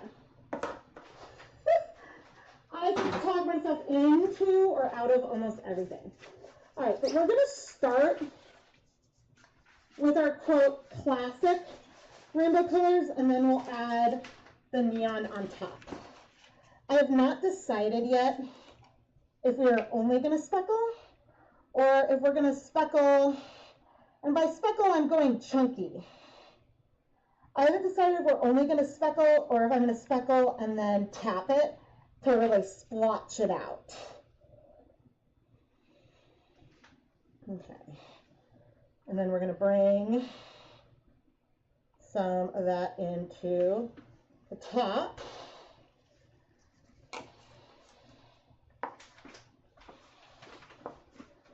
Now, unlike the last yarn mop, because I had dye all over my hands, the colors are a little more localized on this one.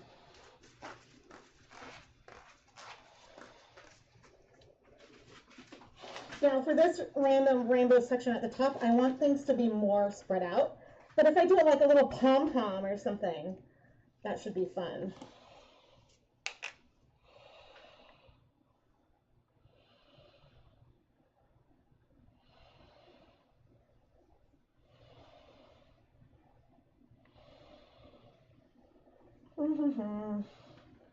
You can really tell when I'm thinking because when I stop talking, oh my gosh.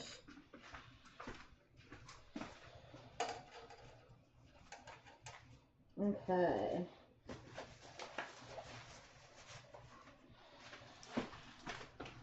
Brilliant yellow. Now there is enough of a difference between brilliant yellow and fluorescent lemon that you can see the difference.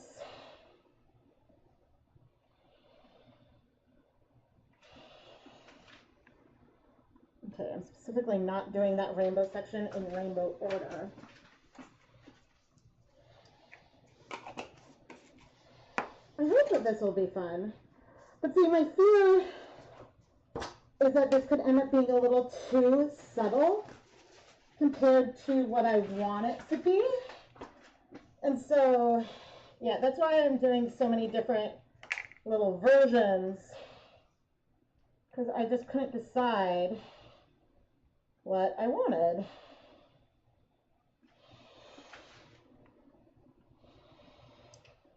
And my art teacher friend did not have an idea of what she wanted. I was like,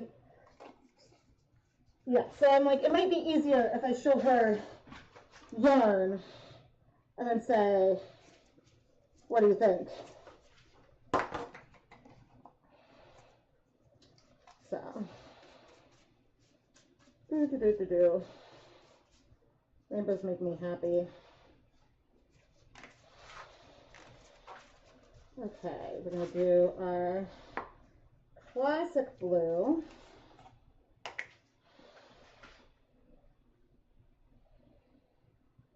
Went for sapphire.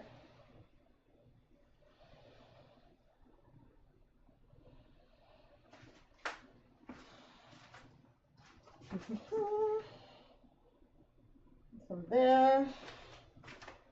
Awesome. Now I probably will need to add dye to the other side as well. But do you have a feeling in this yarn mop is so different? That's why I'm so torn about whether I want the neons to go on this as well, or if I should do a separate yarn mop for the neons, but I already have some neon mops. So I'm like, do I need to do that? So that I don't know. Electric violet, yes, that is who I wanted. Oh, that was a big clump.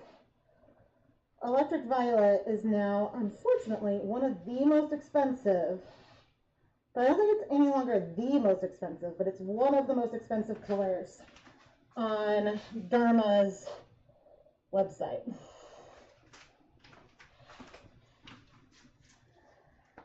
But I do appreciate that they price their acid dyes by like the cost of the pigments. So like their pastels are cheaper, if that makes sense. All right, if you guys think I need to do a separate mop for the classic, you know what, let's combine it. I have a feeling we'll have a chance. Oh no! I got green on my orange. That's okay. That's okay.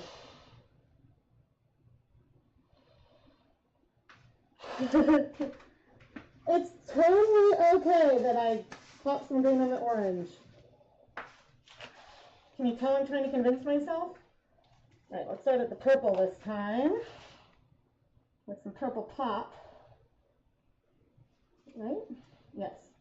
Okay, it's just before it sunk in, it was looking very dark. I might be going a little too heavy. I'm feeling a little nervous.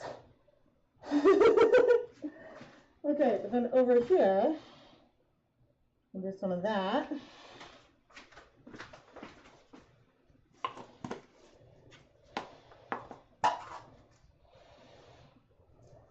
This yarn mop is going to be like, I don't know what is going on with me. I've got so much color. All right. We're going to do black, white, blue next, but then decide later on, and I'm doing it kind of chunky, if we feel like that's enough or if I need to add some Caribbean blue to give that like neon feel.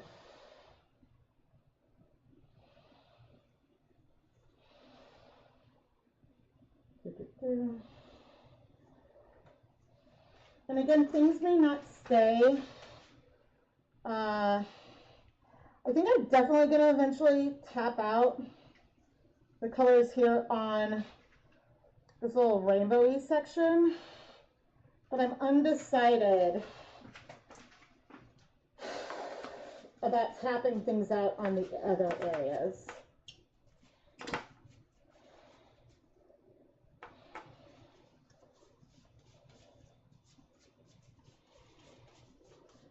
Yeah, which is hard for me to be a little undecided. But I do think I want it to be splotched more, but I think less than me tapping it out, things are going to get squeezed in the jelly roll, and I think that that's okay. Aha! For the green today, I'm using Jacquard's Chartreuse, because I prefer the tone of this green. Dharma's green does look a little bit more like acid. But of course it is named radioactive. Happy Pride! Happy Pride! And if anyone's looking for the donate button, you can go to the Trevor Project directly and make a donation, or at the bottom of the chat there's a little heart with hands. You can make a donation there, or if you're on, I think there, if you're mobile, if you're on a desktop, you might just see like a little Trevor Project banner by the chat. And YouTube will cover all of the transaction fees, which I find incredible. They really make it easy for creators to do this. Now, I'm really hoping I actually use the classic yellow first. So now that I'm going in with the fluorescent woman, we're good.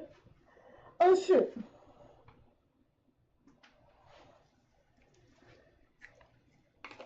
I forgot to do the green over here.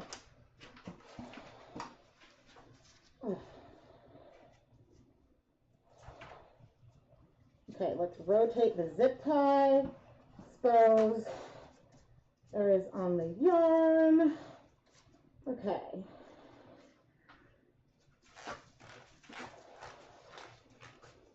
These colors are so fun. I'm running out of space over here.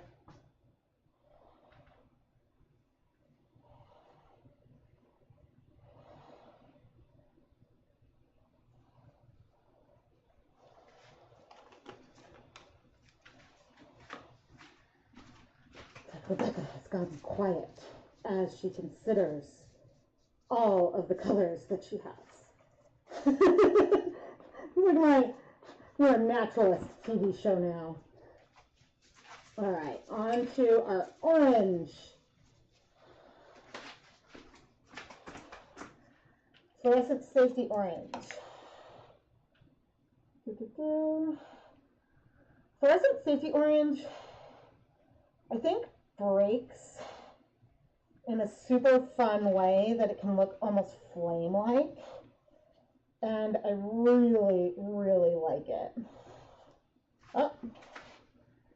Let's do a little bit of it down there. Carla Comfort, thank you so much for donating $25 to the Trevor Project. Thank you so much. Thank you, thank you. Oh yeah, and if we hit $300 in the stream, I'll donate another $50. And so we're definitely over, we're approaching 200, I think.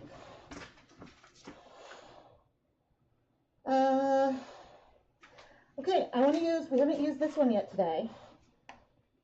Oh, bummer.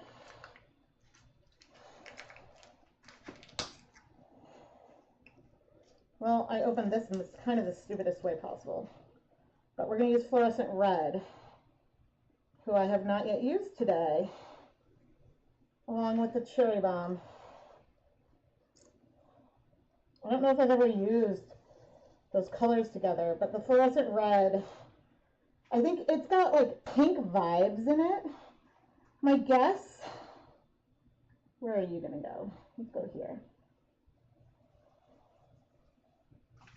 My hypothesis is that Fluorescent Red has a lot more pink and a little bit of yellow compared to the orange that the card has. All right. Our mop is mopping. Okay, I think it works. It's busy with a lot of colors, but I think it works to combine everything all in one Skein. It certainly makes things easier. But, oh, so many colors. Okay. I'm going to steam set that yarn mop because she's gorgeous and I want nothing else for her.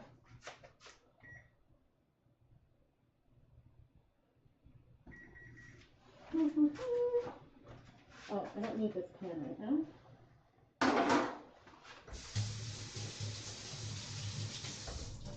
All the yarn was pre-soaked with some acid in it. Oh, this is so fun. And I love that this is a random.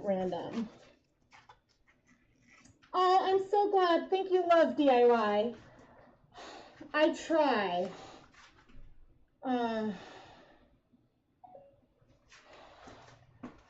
These are so fun.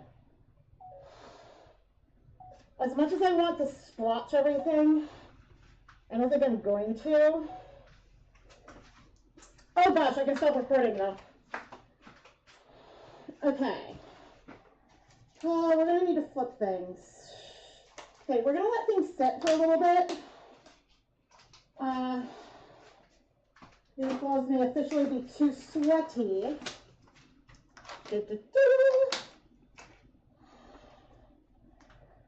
These gloves may be a little too sweaty, but I want to let it sit to let the colors sink in before I flip and we add dye to the other side. And while we're waiting, I can set up a new yarn mop. Oh, and I need to change the batteries. And am I out? I am not yet out of fingering weight yarn. I have 2 more skeins that I set aside for yarn mops. What do I need? Wait, what was I doing?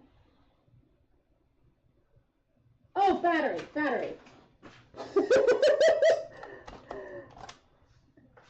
It's like you can tell I'm in the zone.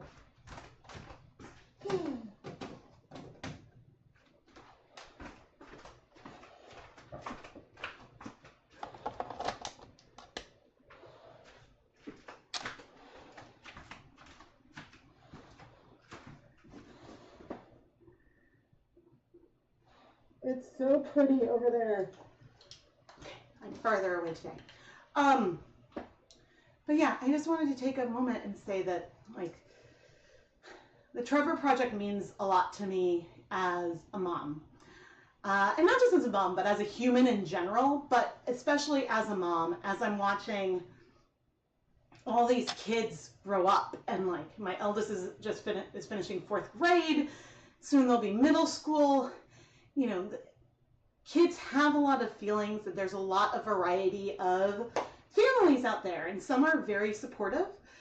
And overall, the community that I live is an incredibly supportive one. But, you know, some kids still, for whatever reason, may not feel comfortable talking to their grown-ups. And so I'm really glad that there's an organization like the Trevor Project out there. Oh, thank you, someone. I'm really, really thankful that there's an organization like the Trevor Project out there that provides 24/7 access to trained counselors. So that way, kids and teens and young adults, young people have someone that they can talk to. And there's always someone there. And, you know, it can be, I believe it can be anonymous even. And I think that that can be really helpful because as much as I hope and pray that if my kids are struggling, that they will come to me and feel comfortable talking to me and know that I will love them, whoever they are, whoever they want to be. But I also want to acknowledge that even if you think your parents might support you, it can still be really scary. And that isn't something that I've experienced, but I can empathize with it. And so I want my kids to know that there are people out there that they can talk to and that that exists. And, you know, we have a, what did Lego call it? The, like, everyone is awesome.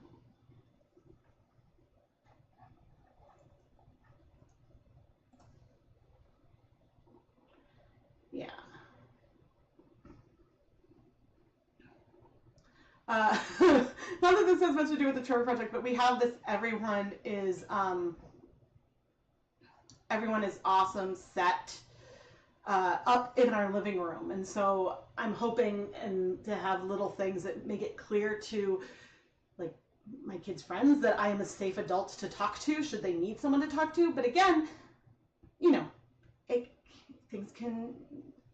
people may not always feel comfortable talking to people, even the people they're really close to, even though you know they will support you. And so it's why I do this fundraiser for the Trevor Project every year, why I want my kids to hear me talking about the Trevor Project, because then they know it exists. Not that they really might understand much about it, but you know, it's just a name that they're familiar with. And yeah. You were a therapist for mostly trans youth for years before her becoming disabled, and your job is incredibly important.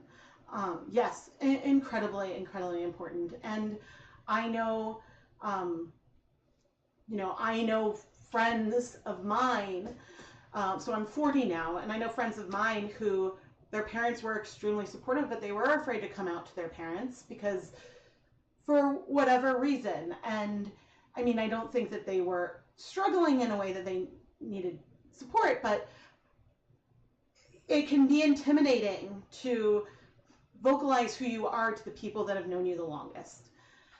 And this is me speaking based on the experiences shared from friends to me. And so I hope that, yeah, I want to be a person who can support the kids, my kids' friends, but I also therefore really want to support services and resources that can support all the kids across the country. And yeah, it's really, really important to me, because life is hard, social media is hard, and kids struggle. And yeah, kids deserve support. So happy Pride, everyone. And there's just a whole lot of love coming from me, which I hope you can feel. But anyway, I'm going to stop getting emotional. Yeah, I'm just also thinking how my mom would be really happy if, I mean, she knew that I did this every year, but my mom would be really happy right now for me telling you guys all this. But anyway, I'm feeling the feels, everyone. I'm feeling the feels, but yeah, and it's funny. I think I'm working today on rainbow yarn with I want to make a hat for my kid's art teacher and try to convince her to let me gift it to her because she does so much for our kids and community. But she wants a happy rainbow hat to wear in the winter when she has bus duty. And so she'd also be like, wait, you dyed how many yarns? Kind of thinking about me. And I'm like, well, I can't decide which one I want to use and what pattern. So I'm dyeing options. So some of these may end up in my shop. Some of them won't. Maybe I need to make a rainbow hat for myself too. But I'm just playing around with things.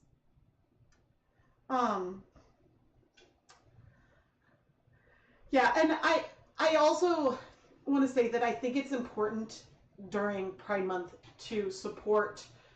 There are a lot of yarn dyers out there who are part of the LGBTQ community, and so it's also really important to support them. There used to be, I don't know if the website works anymore, there used to be a website where people could, from different groups, could put how they represent, and so then you could find people so you could support during specific times of year. So I think it's very important to, especially during Pride, to try to support them directly. And so I'm like, I don't want to profit off of Pride, but it makes it, but I want to share I'm not wording very well right now, but so that's why I look forward to doing this fundraiser every year, even though I've had one of the worst years of my life in the last year. And so I stopped doing the dye-alongs every month, and so I used to incorporate it into that. But it was really important to me that in June I could do this fundraiser because with my whole heart, it is important. Sonia, thank you so much for making a donation to the Trevor Project. Thank you, thank you. I really, really appreciate it. And if there's a donation that I missed, thank you, everybody. I'm going to peek to see if we might be getting close to when I need to make another donation. Oh man, we're at $246 raised for the Trevor Project, and YouTube is covering all the transaction fees, and so that's the way that they're supporting this, which I think is awesome. They make it really easy for creators to find like the charitable organization, and so then the money can go directly to them, which is awesome. So yeah, it's okay to feel all the feels. Yeah, I feel all the feels. Sorry. Oh, and it's okay if you can't. It's okay if you can't. That's why, like, I also, like, I try to share with my words. Sorry, but I also, like, I kicked things off with a donation and was like, I'll make another one during the stream if we pass 300. And the fundraiser will technically be open through the end of July. So if you're watching this video on demand, you can still donate. But you can also go directly to Trevor Project's website. I have them linked down in the video description, and make a donation through their website as well. Yeah. It's like, I try. All right, I think this is sat long enough. I should flip things, but thank you all. Oh, okay, there. Oh. I do dream of the day that I can have like an assistant with me for streams, so that way I'm not thinking about the technical stuff in addition to the everything else. Oh, Amy Winder, thank you for donating 20 pounds. Thank you so much.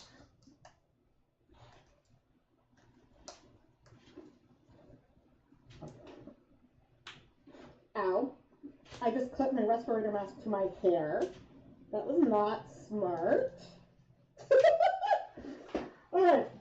If there's anything to bring me out of my emotional...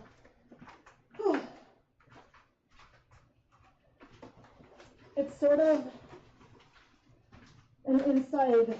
It's not an inside joke, but it's a thing with my friends that... Rebecca has feelings and they'll come out of her eyes. Okay. We're going to carefully flip sections. I did not get very much dye on my hands. I want to avoid transferring colors, but it's okay again if these colors end up being a little bit more splotched than speckled. I want the color to really come through, and I think it is, which makes me really, really happy. All right. I don't know quite what I'm going to do with this guy. We'll see how that's going to go, but let's flip these ones first. Because the problem with putting things in random order is that it's going to make it harder for me, right? So I don't want to muddy everything. Let's flip over this way. And let's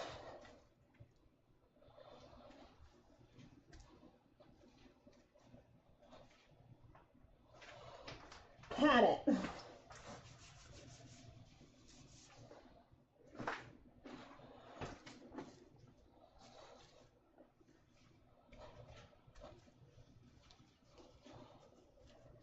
Because maybe we don't need to add more color. Maybe a couple colors we can add, like on the same area. But maybe that section does not need more color. So,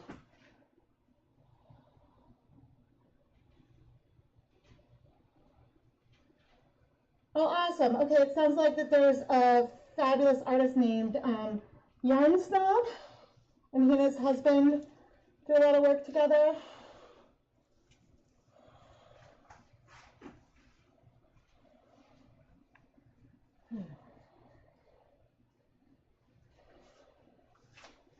Cool.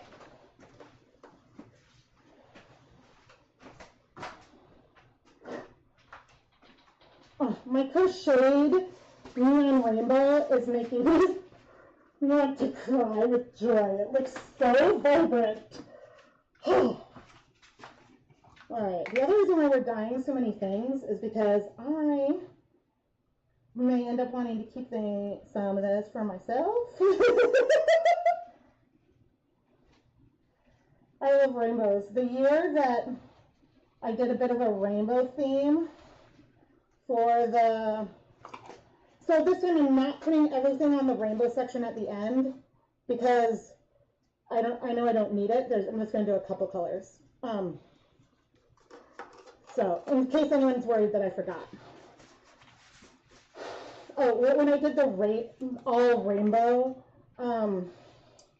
spring mini skein mini series, I kept so many.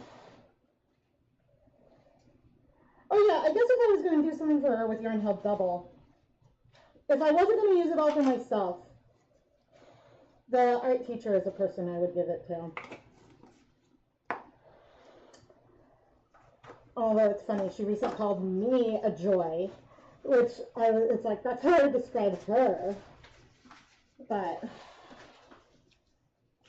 yeah, she has kids the same age as mine. They don't go to the same school, but she's awesome.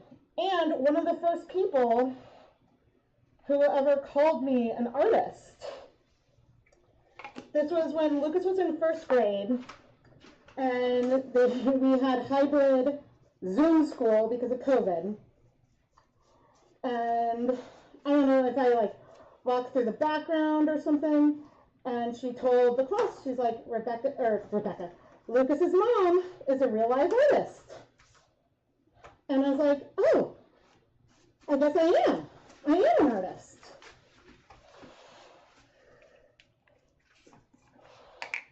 It is funny though, when people ask me what I do, it's like, do I say I'm a YouTuber? Do I say I'm an artist? Like, I don't know how to define myself. So that's always a little amusing. Okay, I think it's really just the Kelly green that I'm going to add a little more of on that other rainbow one. It's okay if it's not as vibrant as everything else. I feel like things are going to get padded a little bit as we roll up our jelly roll. Orange. Oh, thank you so much for donating. Thank you. I'll check the totals when I go sit back down to see if I forget how close we were for me to donate again. But, yeah, I can't see the totals on, I can only see the totals on my desktop. But thank you so much, Higher AC. So that's a little small for me to read. And if you don't want your name read out, there are ways that you can donate anonymously without it going into the chat. So that is totally fine, obviously.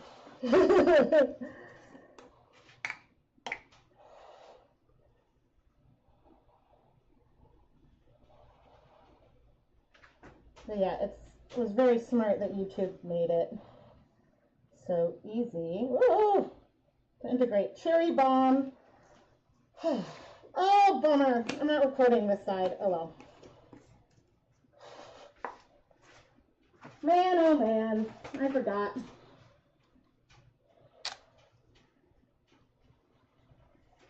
How about that? I forgot to record this side. That's okay. And the flip. But I flipped the yarn. And now I'm about to go through with the neon colors again.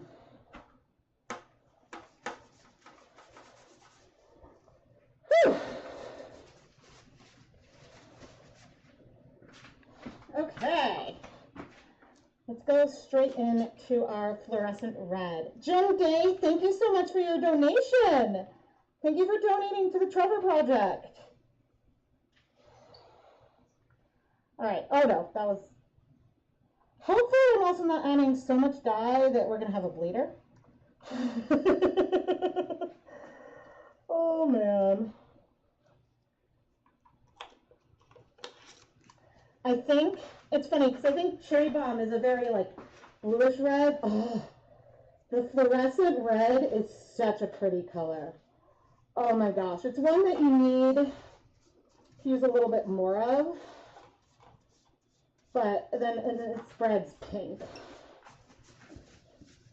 I'm so glad I used that instead of fluorescent fuchsia. All right, let's get some safety orange. Thank you, Jim. Safety orange. I haven't done connected mini skeins in a while, and I don't know if I've ever done connected mini skeins quite like this. And it's funny because with this type of project, I very much could have just gone to get 5 20-gram mini skeins and dyed each of them separately. The perk of having them connected is that when I go and I knit with this, if I knit with this one, the color transitions are going to happen a little bit more randomly. I'm not going to have to switch the yarn. But that also could be a downside, right? Because maybe you want your color transitions to happen in a specific spot, and so maybe then you would want to cut the yarn, but if you're cutting the yarn, then maybe you should have done something differently in the first place. So anyway, there's a lot to consider why you might like to do this versus something else. But you could also do and get a more planned gradient as well. But I haven't done this in a while, so I thought that would be fun. But I probably will not be winding any of this yarn back into skeins until July. End of July, maybe. Okay, let's not overdo it too much. Greens are such spreaders.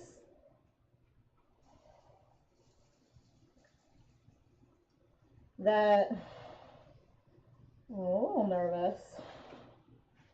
Okay, I wanted to add, oh, that's a little too much, but that's okay. I wanted to add a little bit more of that down there. It was so much fun when I compared the different fluorescent greens and oranges just across the 2 brands. But man, I think if you're only going to buy one fluorescent pigment, I might suggest the yellow, because that can really help you get a lot of great things. Like the tone of it is so subtly different that I think it can make a difference for your project. Okay. Now the fun thing about black, white, blue is that you definitely can get some speckles on area where you don't see the blue, which I think is awesome. I'm going heavy with it so we get a lot of that intact, but these colors are making me so happy. Oh man.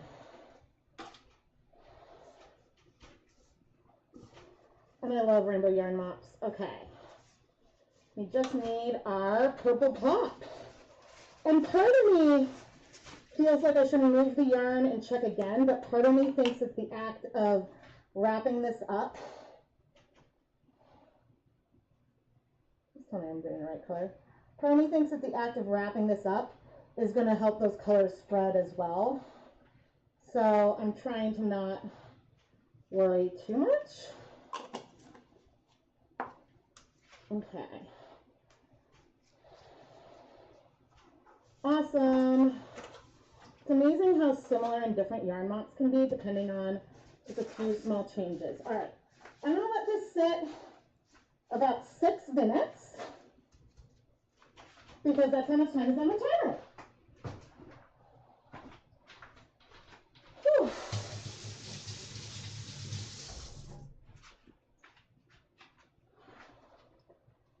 And in the meantime, yeah, on a stream day like today, it's like once you sweat in your gloves, then it's hard to get them back on. And so that's why, but somehow they still dry, and then I can use them a different day. So that's nice. Okay.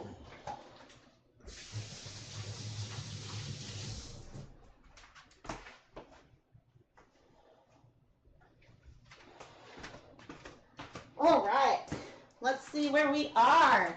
Oh, Aaron W., thank you so much for donating $50 to the Trevor Project. Thank you. Oh, that's not where I wanted to go. Here, thank you, thank you, thank you. And I think we passed it. You guys, we passed it.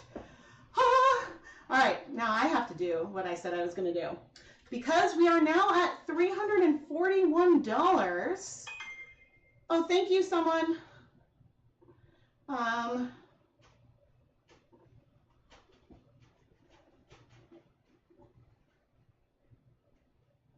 Hee. Set. Oh, I don't want to do that.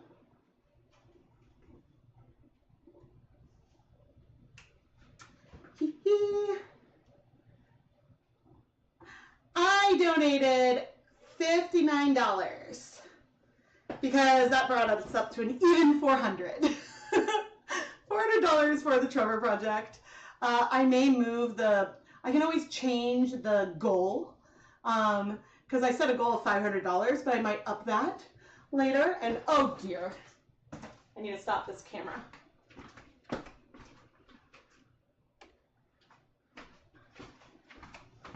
But thank you everyone for helping me raise money for such a lovely, lovely cause. Thank you so much. It means a lot to me. And so yeah, I guess I've donated $109 of my own money today. And I'm very okay with that. That is more than the ad revenue I would get for this video, but that's not what it's about. It's about, yeah. It would be cool though if YouTube let creators designate and say, give my revenue from this video to the charity. But that would also be hard because videos could keep earning money like years later. So I think that could be confusing, but it would be nice if you could do that and then maybe YouTube would give their share of the ad revenue for that video. Oh, if you could do that, that would be really fun. But anyway, thank you guys so much. What did I want to show? But oh, and yeah, if you're just tuning in, we're raising money for the Trevor Project today while we dye some rainbow yarn. And yeah, I talked about this a lot earlier in the stream if you want to learn more. Oh man. Okay, when the timer goes off, we'll remove the yarn. We'll get ready to wrap this yarn up. Oh, I can show the pretty counter. Oh my gosh, I love it. I absolutely love it. And then we'll sit down and chat. And if you guys have any questions, then I'm happy to answer questions and things. We'll dye more yarn after, but I want to get things cleaned up. We'll get this in the steamer basket, and then I'll probably eat something because that's important. Feeding oneself is important. Yes. What was I doing?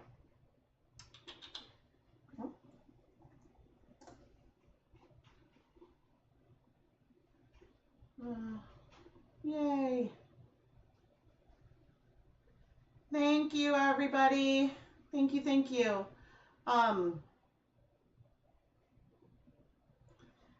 Yeah, and oh, I guess I should re-give this. But with my shop right now, the shipping update. So today is June 21st. If you want a chance for your summer mini skein mini series yarn to arrive by July 8th when the series will start, please place your orders before June 25th because between June 26th and July 7th, there will basically be a pause on shipping orders. I will be able to ship a few orders placed by the end of June on July 1st, but otherwise things won't ship until July 8th. So yeah, there's an announcement at the top of my shop with those details, but I just want to make sure you guys are aware because yes, I am going to take a break from the post office. Oh man. Oh man. What else did I want to check? Nope, that's not it. That can go away. Oh, you know what I have not checked? Hopefully Keith picked up the kids. I was just like, I haven't heard anything. So hopefully, and actually the school would have called me, right? So that's so funny. I love this. Okay, I need gloves. I'm gonna put my mask back on. This is so pretty. Oh my gosh, I should.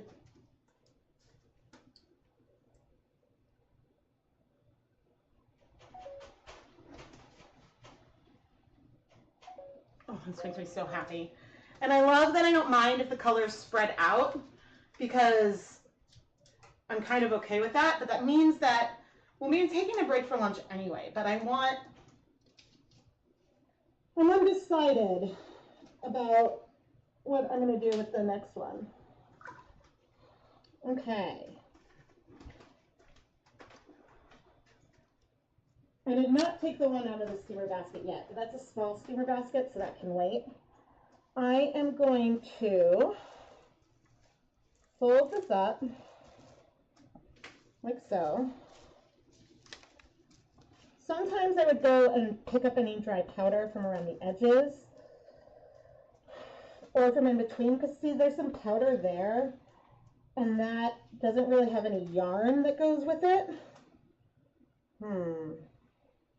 It is what it is. Oh dear.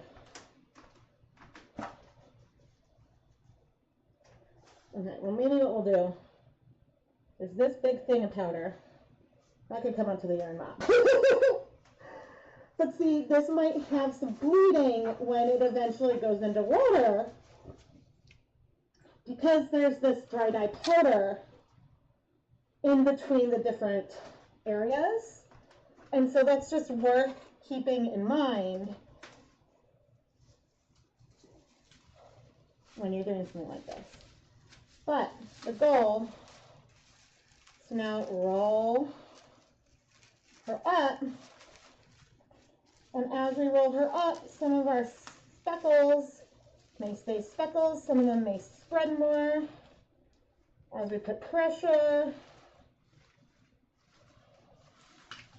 It took a lot of self-control to not just tap everything out.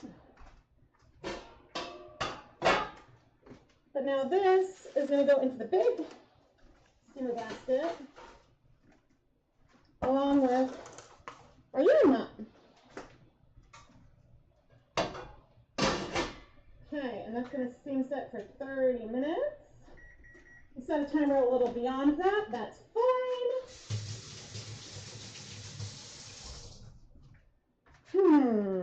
Okay, I'm going to wipe down the counter.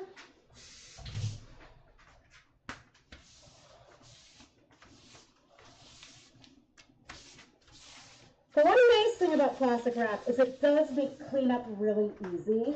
Like there was no dye there. Okay, we'll turn that one up, turn you down. Oof. Here's the first yarn mop. You know the last section, it looks tie-dyed? Yes, I'm a huge fan of that, of how that turned out.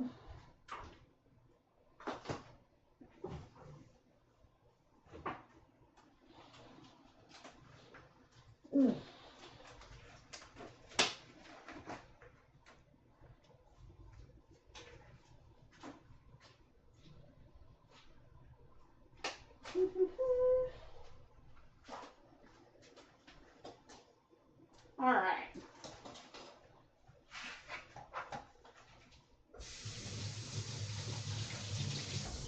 I'm struggling to decide what to do with the next one because the next one, if I want to do just full-on neon again, I mean, I could dissolve dyes in water, and it's like, that would make some of the things I want to do easier, but on the flip side, I don't feel like it. Like, there's something very satisfying and fast about applying the dry powder onto the yarn. So we could do what we just did and then squirt on it with the words, Rebecca. With the spray bottle.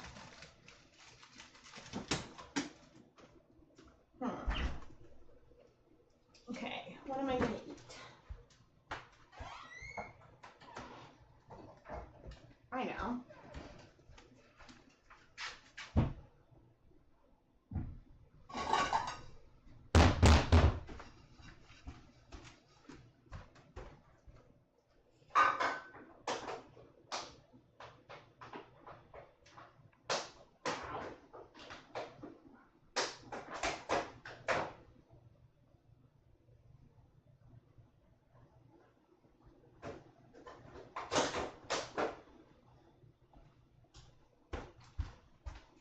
Okay, cheese and banana bread. That's not what I wanted here.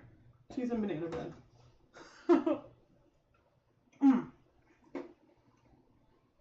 I will insert an ad really quick though.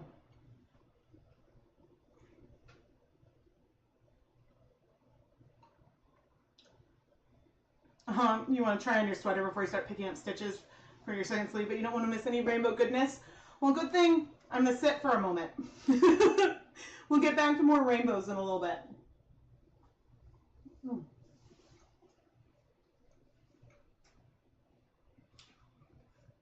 I'm being very good and I'm taking breaks. I'm very happy about that.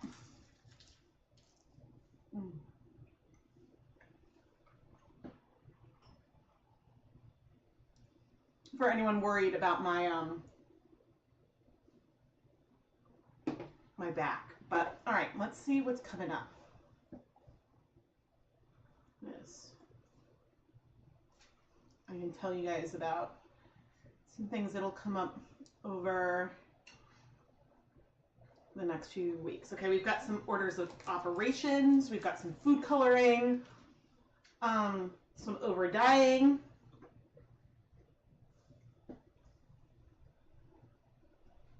The SMSMS yarns will all be, those are all top secret, but those will be videos featuring mini skeins and making mini skein sets. Indigo.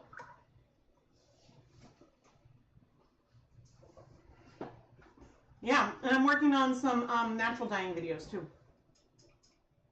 which I'm very excited about those colors.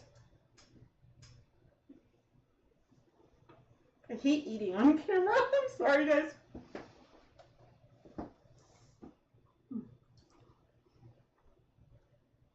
But I should eat something for lunch.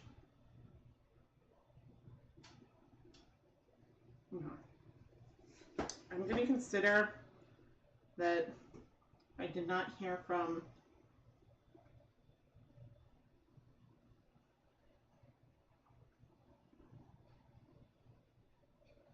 oh, okay, cool. I did not hear from Keith then. He must have picked up the kids, okay?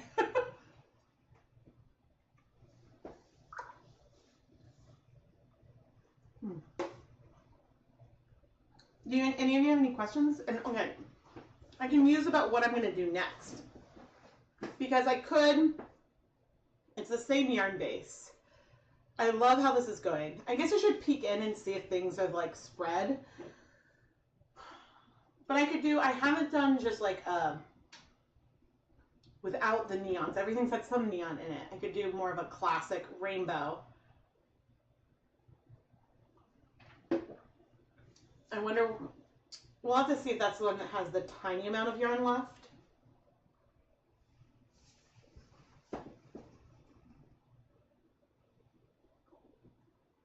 Because if I'm going to do a rainbow hat again, one idea I had, because there's the seventh section is small, So on this one, we had that be random rainbow, which we could do again and have that be, because on this next one it's so small, it could be the cast on edge, which could be cool. I could do black, that's less exciting. I could do pink into red.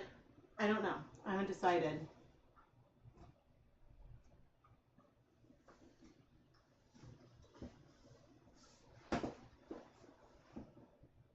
Because on this one, if I'm knitting a hat from it, I'd start with the purple, work up, and then depending on what the rainbow that's left, do something with that. Or that might just be like a little peak at the very top. I can't decide.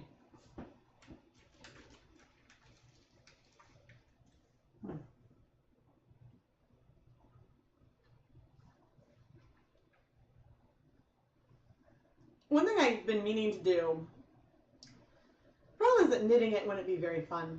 I want to knit a hat and then dye it. But then I can't decide if I would dip dye the hat or if I would want to like speckle onto the hat or what I would want to do. Because the problem with dip dyeing a hat that you finish is that it could really alter the shape. Like it could stretch out in a way that would be hard to put back. So doing something hand painted might be better, but again, you run into the risk of like stretching it out.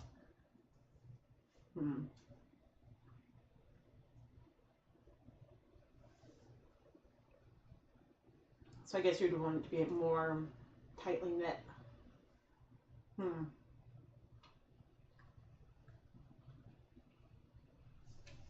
That I don't know.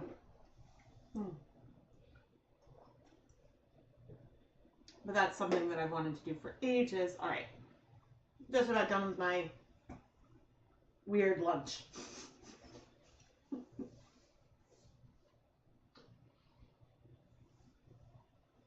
I have a cold burger in the fridge, and I'm like, that I was going to eat for lunch, and then I realized, like, this might be a little, that would be more awkward for me to eat. Knit, hat, dip dye, and speckle. Blocking, wood fixing, stretching. The problem with blocking, though, is that if it's already overstretched, like if the weight of the water in it stretches it out too much, then maybe it wouldn't block. Yeah, I worry about irreparable stretching, but I'm sure it would be fine. Oh, I could toss in the dryer. I never toss any of my stuff in the dryer, ever. Oh, man.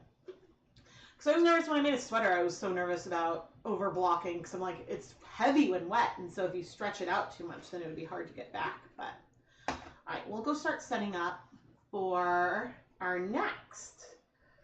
Oof. I'm gonna peek in the steamer basket though.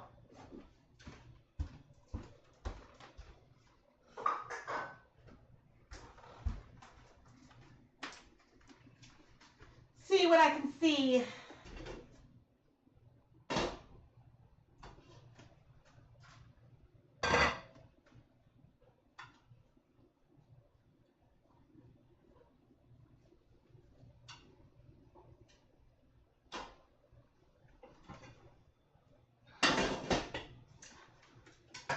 Okay, so as we start setting these up, I think it's time for another poll. Yeah, if it's just a hat, then it would, I'm sure it would be fine to put it in the dryer. All right.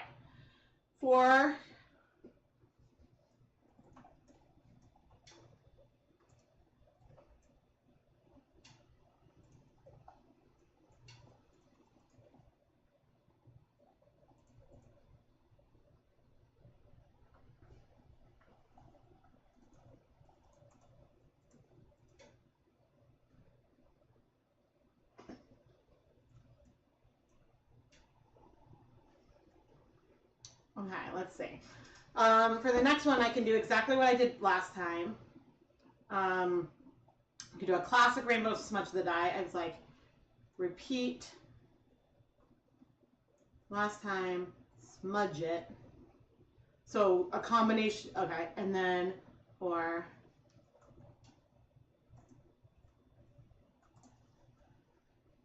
Okay, there are 4 options in this poll. For the next set of connected minis that I'm going to work on setting up while the poll is live, I could do exactly what I did last time with the classic neons, with the classic rainbow colors plus the neons, and speckled and not tap it out. I could do what I did last time, but to do the combination of those rainbow colors and then tap it out to smudge things. I could do just a classic neon rainbow and smudge the dye. Or, sorry, I keep saying classic neon. I could do classic rainbow, which would be the non-neon fluorescent colors, and smudge it out. Or I could do the neon colors and smudge it out. More similar to what I did with the first colorway, just on connected minis instead of crocheted. Yes. So that is that. Those are the options. Okay, and did I already add another yarn mount to the pre-soak? I did not.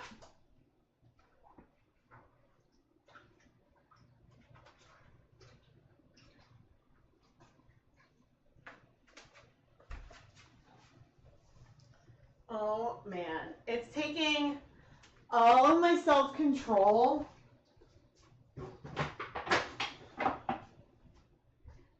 to not open this up. This is the Crocheted neon, and it looks so good. The colors look so bright.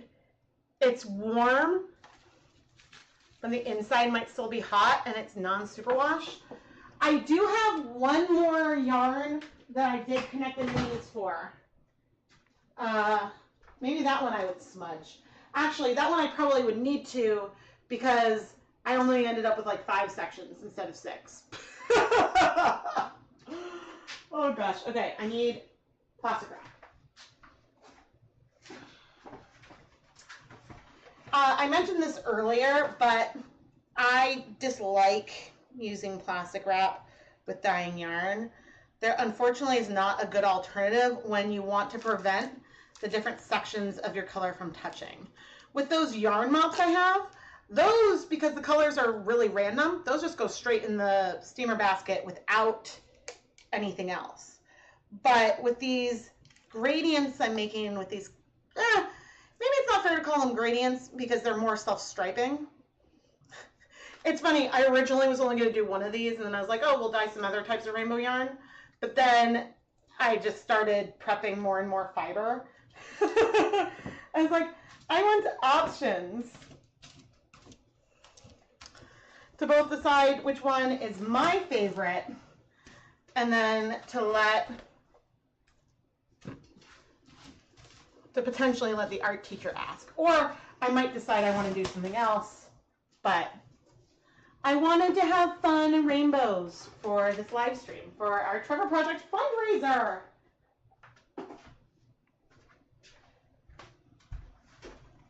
Okay, you are staying there, and I'm going to get the yarn. The yarn is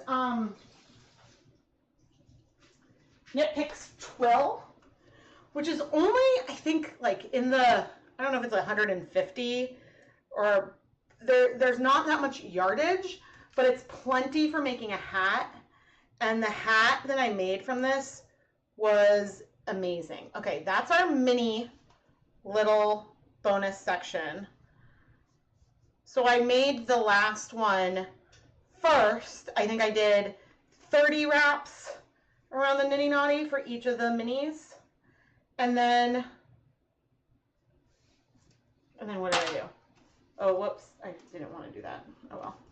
I did 30 wraps for each of the minis, and then I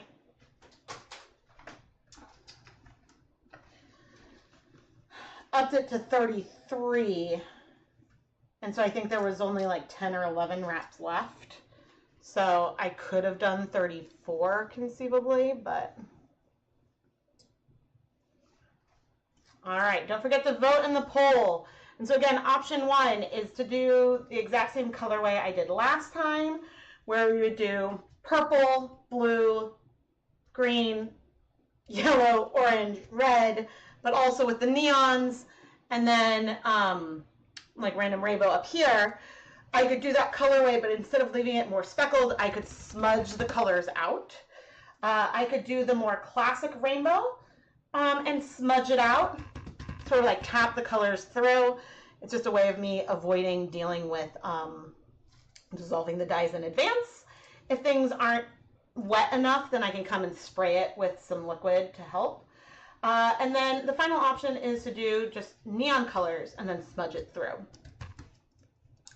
Because this is me going, okay, I want to have something that is like more solid overall, but by doing the powders and smudging it through, the color is gonna not be really even. And so that'll give things some dimension and make it feel like a little bit painterly. And I don't know what I would do with this section though, but we'll see what you guys voted for, and then we'll decide what we do with that bonus little section. I just haven't thought about classic and neon, but to do half one side, half on the other. Yes, I understand what you're saying. I considered that. Ooh, let's see. Cool. All right, we're gonna do the classic colors. I considered that at first with doing on each of it, so it would be like the bottom part would all be the neons and the top part would be the like classic colors. I think that that could be really pretty and fun. I'm a little unsure about how it might pool. And so that was one of the things that kept me from it, because I'm like, if I was going to do something like that, I think I would want the colors to mix up a little bit, because I wouldn't want it to necessarily microstripe or have pool in a way that like half of the hat is one, half is the other, which would be cool. I just don't know. I haven't thought about the gauge, right? And if I wanted to think about this more, what I should do is knit one round of a hat and unravel it and measure that length to get a sense of, okay, how many feet go into one round of the hat. But I also think that that would be really, really pretty to do half one, half one, to do, oh, I should stand up, and because if you aren't understanding, because like I could do like this half classic and then that half neon. And so then it would likely, my guess is that the colors would pool and give some kind of almost like spiral or micro stripes. My concern though is with each of the connected minis and where the transitions happen, the pooling might really get to me. I've never done something with planned pooling, but when I'm knitting, oh my gosh, when I'm knitting, if things start to pool, my brain is like, no, I need it to be either consistently pooling or random. And so my brain just starts overthinking it. But I do think that would be really lovely to do. But yeah, I think not today. There was one other thing that I could do, which is similar to some mini skeins I've done in the past, is that I could do, like, rather than half and half, I could do like a little pop of neon and then the more classic color for the rest. So then again, those would just sort of pop up a little randomly. But I don't think that's what I'm going to do today. But I really like thinking about all these variations of things you can do with the connected minis or a mini skein set in general. You can have a lot of fun with it. And in theory, we're not doing this today, but something else we could do, because you saw how we did like a variegated rainbow at one end. One thing that we could do is, like, one thing you could also do here is you could do like a variegated rainbow here and then do a solid, and you could just mix up the technique. You could do speckles. You could mix up what you're doing on each of the sections. So that way your hat transitions in the type of colorway. There's a lot of things you could do. Okay, but the question is, if I'm planning this as something I'm going to knit with, would I start with the little skein and then go this way? Or would I start here and go that way, and this would either be bonus or maybe not seen?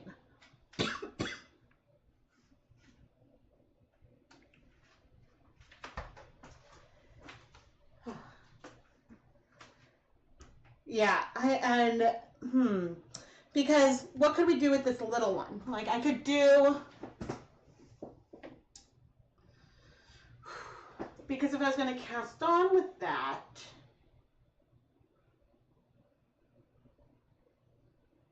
because we could do,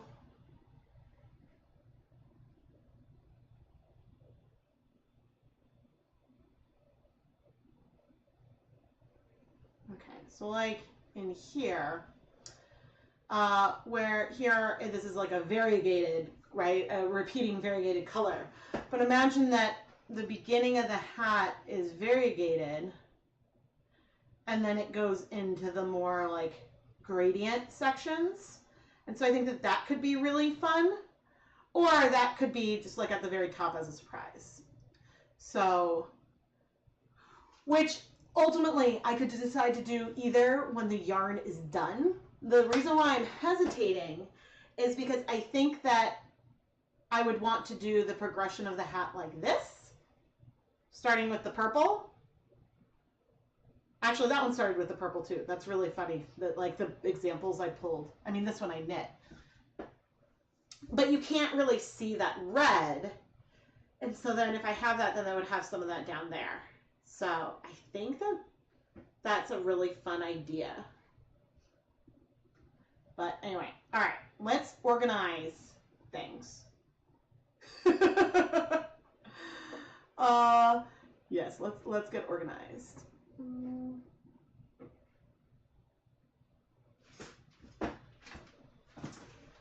Okay, so just in case, we're gonna go purple, red, not you, orange, not you, yellow, green, blue. Let's put these other guys away.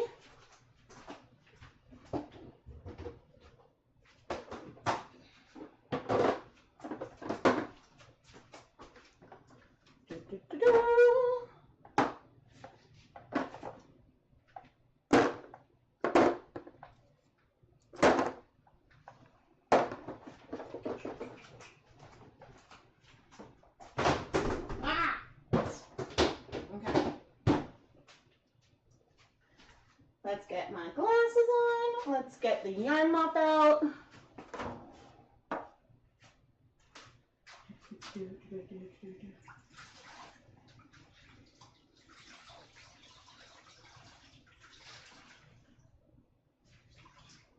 What's fun is I think from today so far, we have 2 yarn mops that are going to be, I mean, this might just have some neon on it from what was there, but that's okay.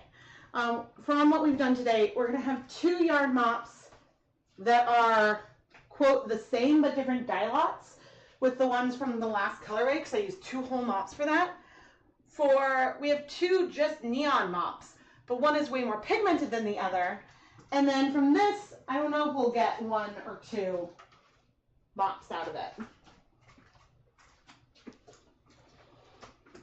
So that's just fun to think. Now, please let me know if there's any issues with the audio.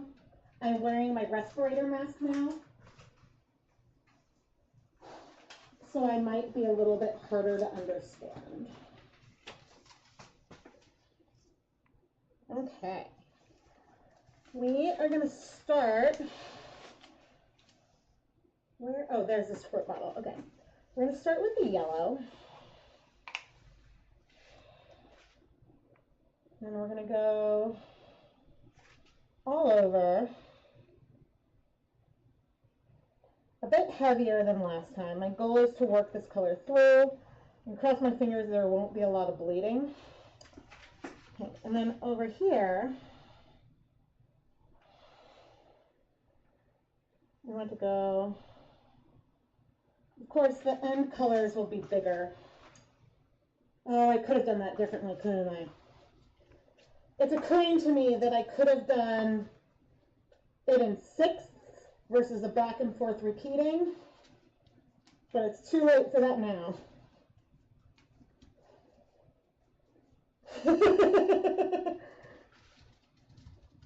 Oh, I forgot again.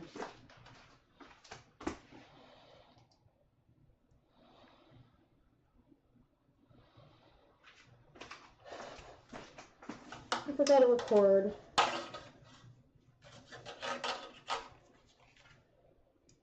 That's okay.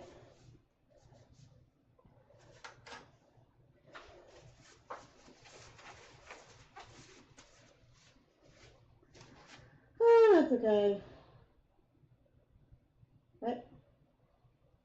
Oh, maybe I was I recording? Oh dear. Oh no.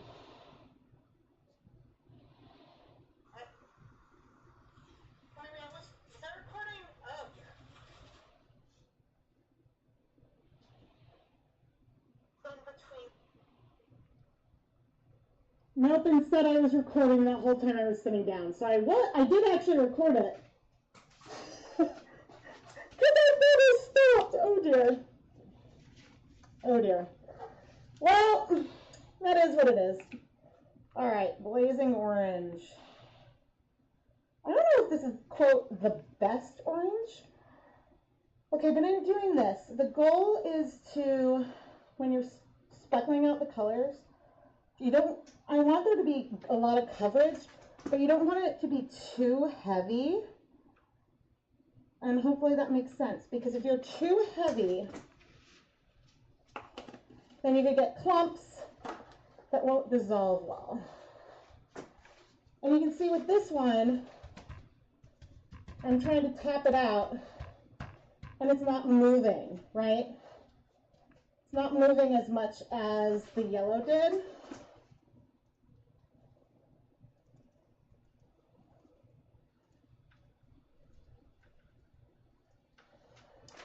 Which I can remedy now a little bit.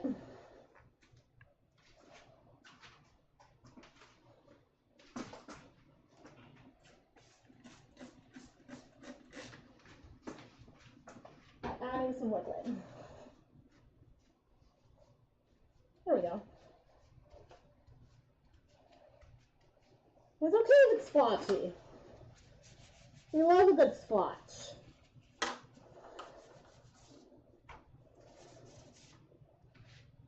Oh. Color all over. All right. Whew.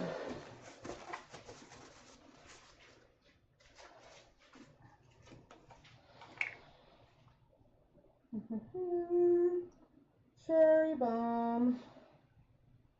Da da da da da. I forgot that I have like primary colors in stock solutions upstairs. But you know, gotta work it through. I squeezed out a lot of water. Oh dear. We'll flip it, we'll add color to the other side. It'll be fine. And I forgot to, so much dye in my hands. I forgot to add some to the thing.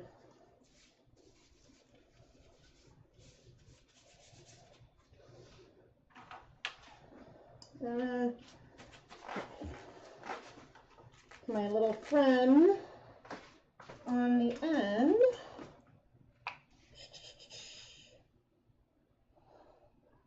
Oh, when I was at the post office the other day, I made one of those like scan forms, and I called it a Scantron. And they were just like, wait, why are you calling this a Scantron? And I was like, I honestly don't know. Clearly I have something on my brain right now which does not really make sense.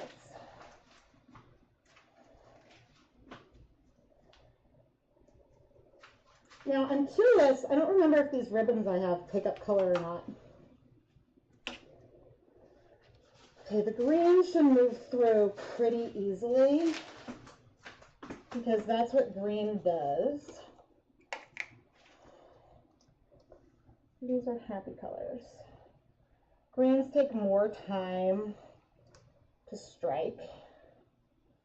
Someone asked me recently, like, what's the difference between color striking and color setting?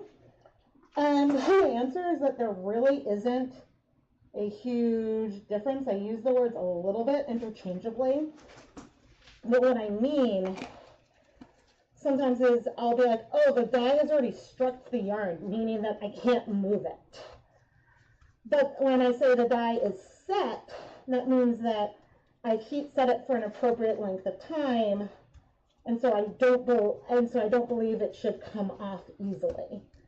So that's sort of the difference there for me. But this may vary for different people.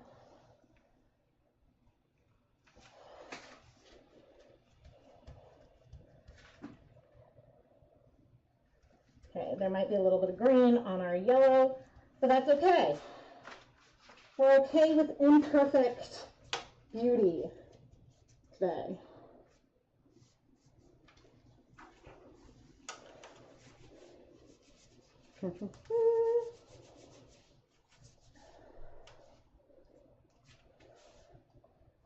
All right.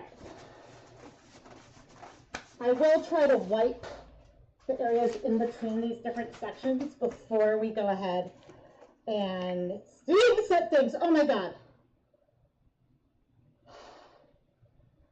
Okay. Excuse me one moment.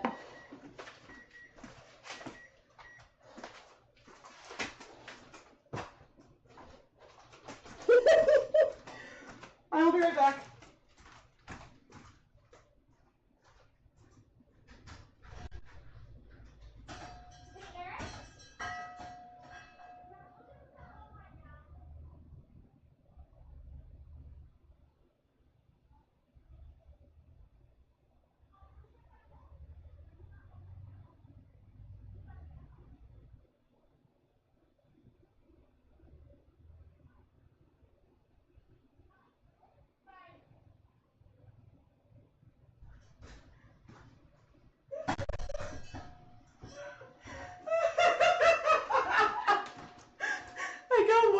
I look out the window, and Lucas's best friend is just like running around my backyard. He's like, Lucas, come over. I'm like, Lucas isn't here. Poor kid. I told Lucas to tell him that he wasn't going to be here.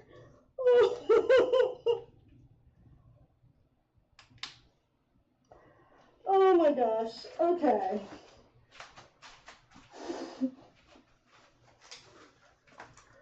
Oh, he's such a sweet kid. Oh my gosh. Oh, he's unprepared. I need to remember to go shut all the gates. Oh gosh. Because I should also tell him, don't run through the backyard. Because he knows my dog doesn't like people. Oh dear. Okay, I need to remember to go shut the gates. I need to remember to shut the gates. Oh my God, this is so funny. But how wonderful is it to have a neighborhood? Our neighborhood is really, really safe for the kids to bike around. There's a lot of like paths, and so they can go places without having to cross even a lot of driveways. It's wonderful. But I told them they were at home. But I joke that they're turning into a little biker gang. I mean, it's just 2 to 3 kids, and they don't do anything bad. They just bike over to each other's houses every single day. Oh, man.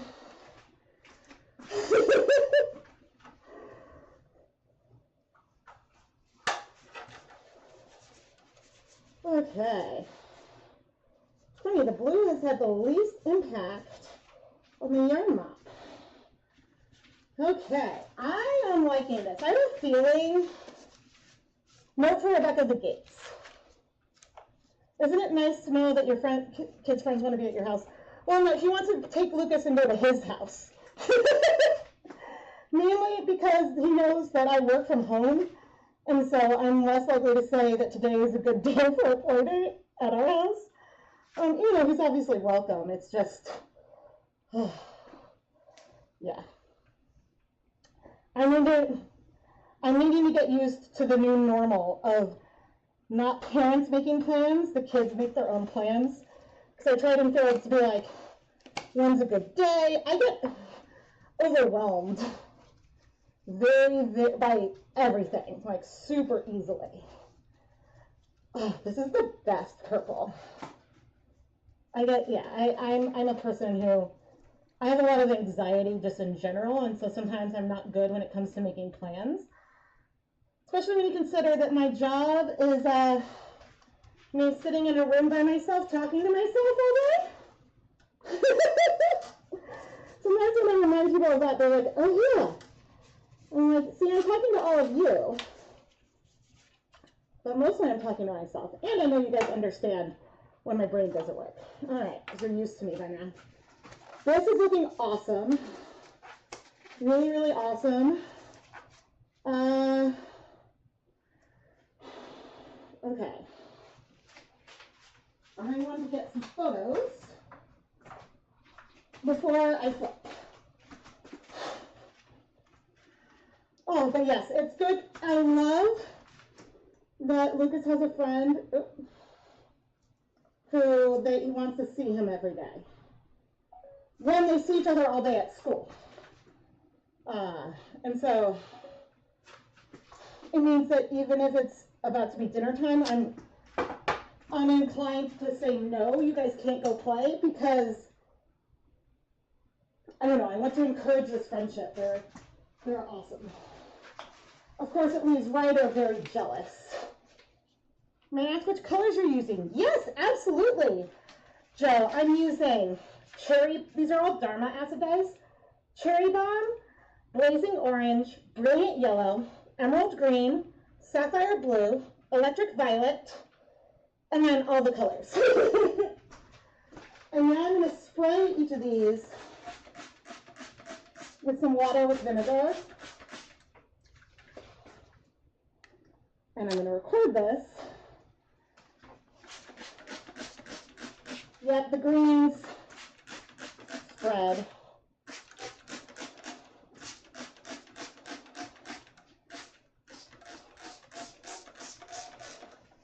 Spraying is going to help me spread the colors a little bit.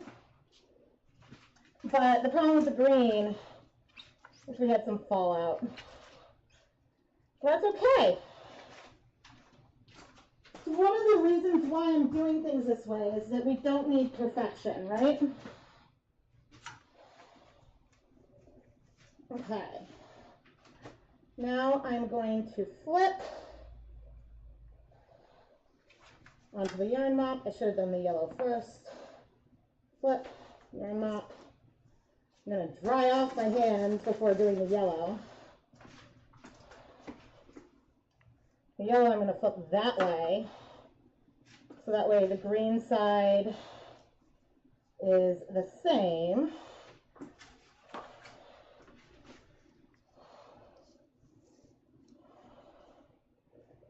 Okay. Oh, nope, I need two hands for this one.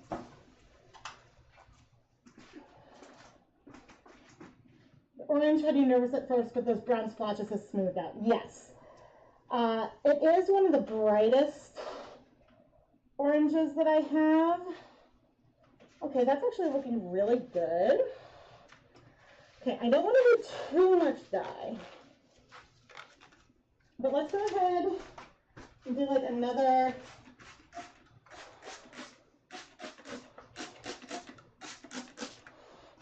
things were a little dry before, which made it hard to spread the colors.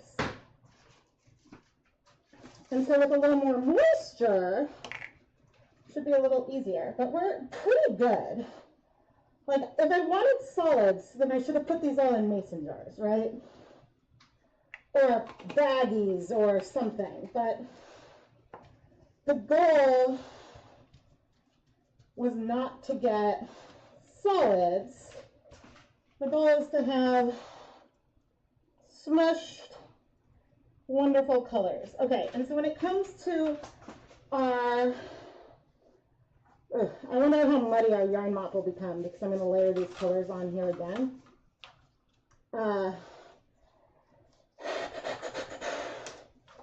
But when it comes to our little rainbow at the end, I'm not going to add more dye on there, except for what's on my gloves, because that went through already.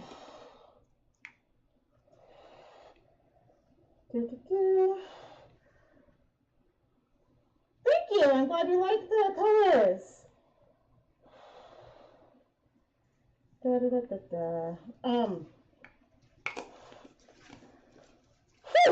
Yeah, I feel like I said some of these colors way back at the very beginning and then not again.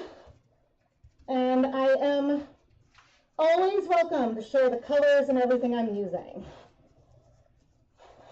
Unless I am doing a project and I'm not allowed to for some reason. And I'm following out someone's like proprietary recipe or something.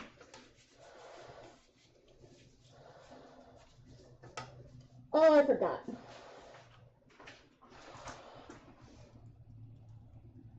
I think the green will be fine. Oh man, okay.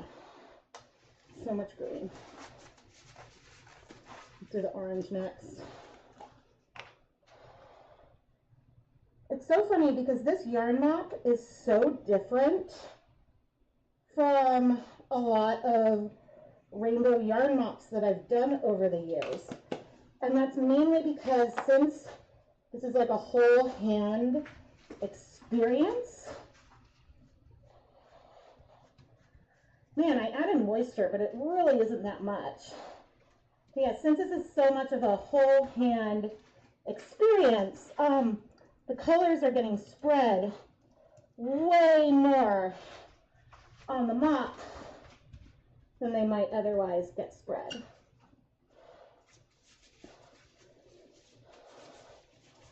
And so it's just amazing, like cleaning off a whole hand versus cleaning off like 2 fingers, and what a difference that makes.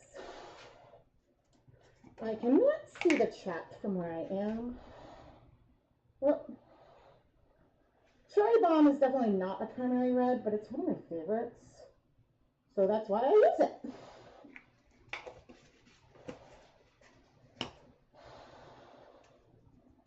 Also, originally I had some solubility issues with the, I think it's Fire Engine Red. And so that had me playing around with the different reds in my collection.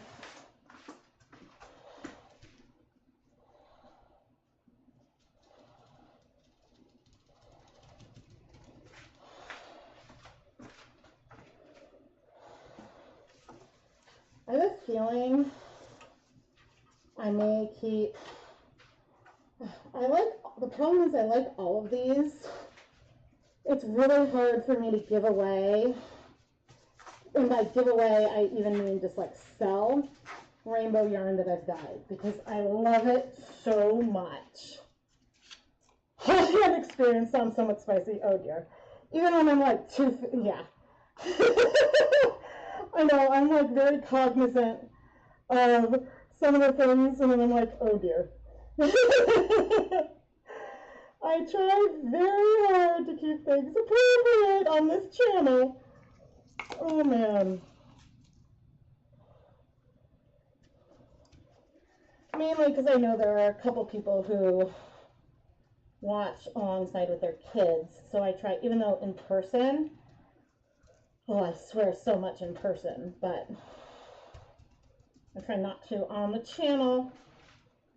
Oh. And the other thing to keep in mind here is that colors often look deeper when they're wet than they do when they're dry. So keep that in mind when it comes to what you're seeing. Okay. Oh, I saw something in the spinner basket. That's okay. It's okay for that to get more heat. I'll remove that in a minute.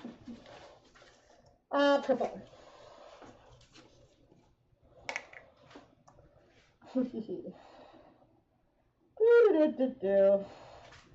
Okay. And as much as I hate to do this, this is going to have to be my last one today. Because I noticed that my back, my upper back, so not even the part that I injured, complained. So that means that I will need to stop after this one, and that makes me sad. because I have one more prepped. But I'll either be able to dye that one on Monday, or I can just hang it up to dry and dye it later on if I need to. We are expecting some family to come from out of town, so that's why I will take some time off. Mostly, I'll check like comments and stuff, but I'm making myself not work. So I hope you all understand. Okay. This is really, really, really good. There's a few final things I want to do. I notice I'm not even using the yarn mop for this. I think it's mostly over here that I'm worried.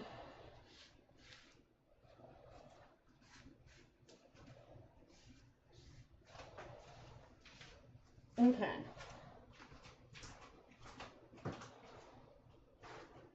Okay, let's think about how we're going to do this.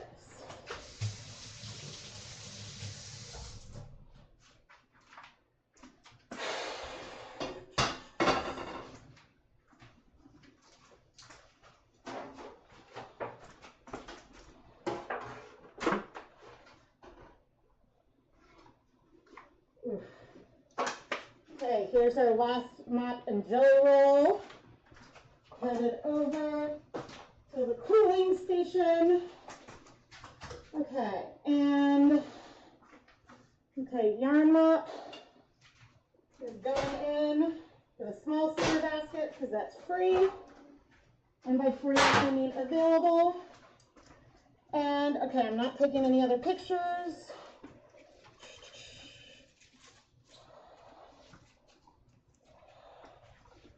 We're going to fold, and see with these, it's okay if they fold over onto themselves a little bit, because it's the same color all the way down. All right, we're rolling it up. Oh, I could have sprayed it with more water, but I didn't. Let's fold you in a little bit. Okay, steamer basket. Hopefully things don't bleed. And I need to clean up.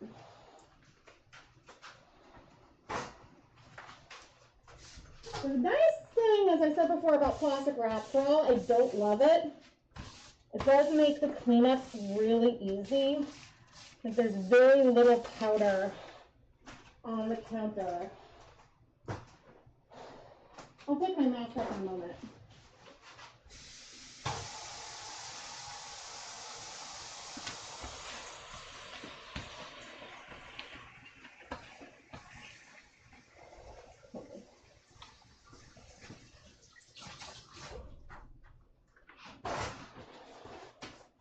One thing, before saving gloves to use another day, I do try to wash them off. Because it's a real shame when you have dye left on a glove and that causes an issue on the project. Whew!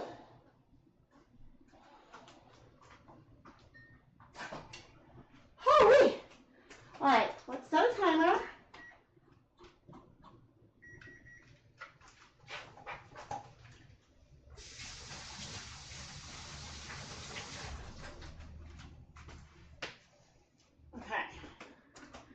I am going to quickly, let me see. Okay, I'm going to very quickly, and before I catch up on the chat, I'm going to very quickly insert an ad, and I'm going to go close those gates, because otherwise I will forget, and that would not be good.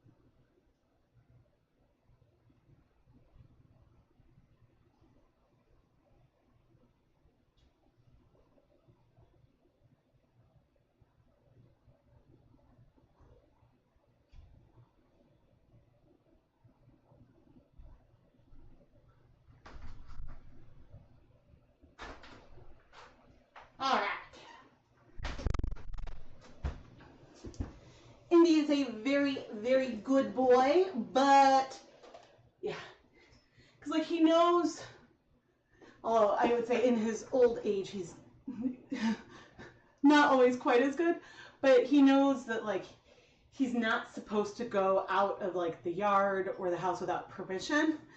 And so if he ever like, we have the gate open and he runs onto the driveway while we're walking in, you know, we just look at him and then he goes back in. So he knows he's not supposed to, and he's very good with boundaries, but I'd hate for him to get out and like get hit by a car or something. Yes, please stop. Yes, I am stopping. I am listening. I'm listening to my back and I'm stopping, and I probably will not wash anything until honestly Sunday or Monday because I will be good and go slow. But this was so much fun. I'm so glad that this worked. Oh, I'm so glad this worked.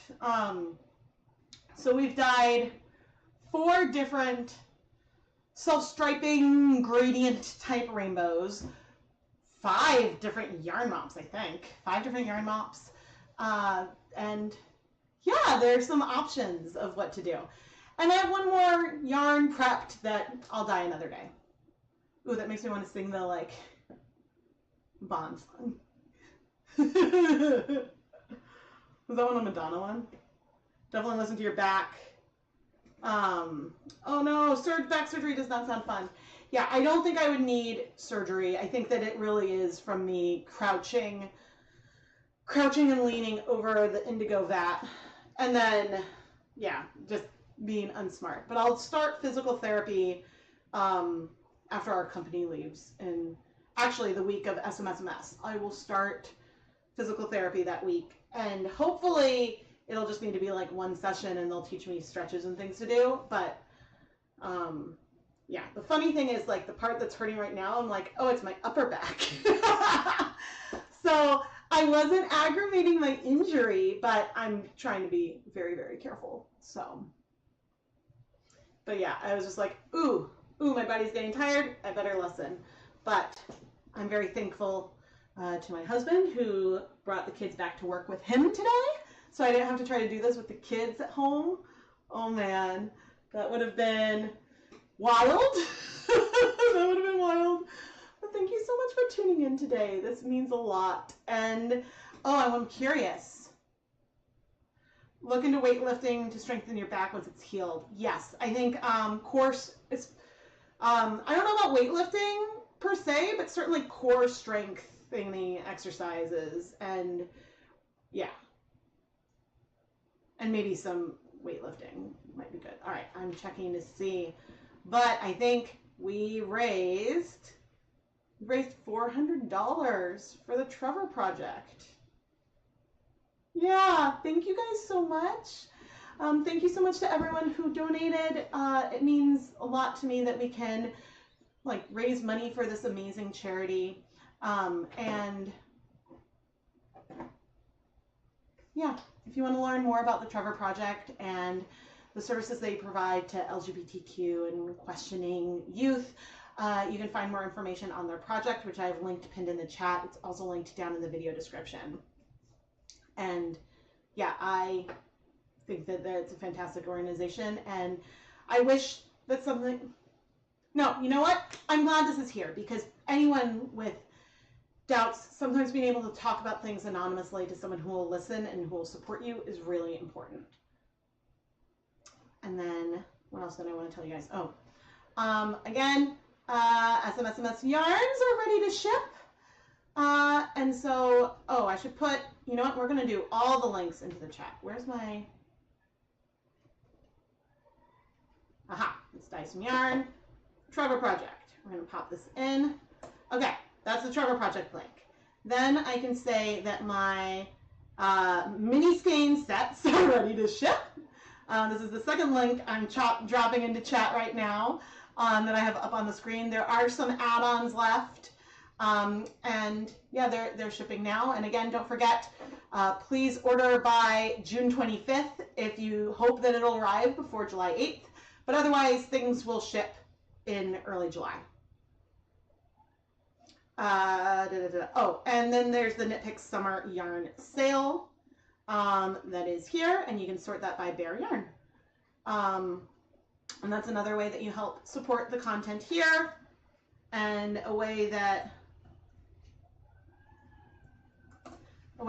I can do all the fun, oh no, fun yarny things. Okay, I did not lose the stream.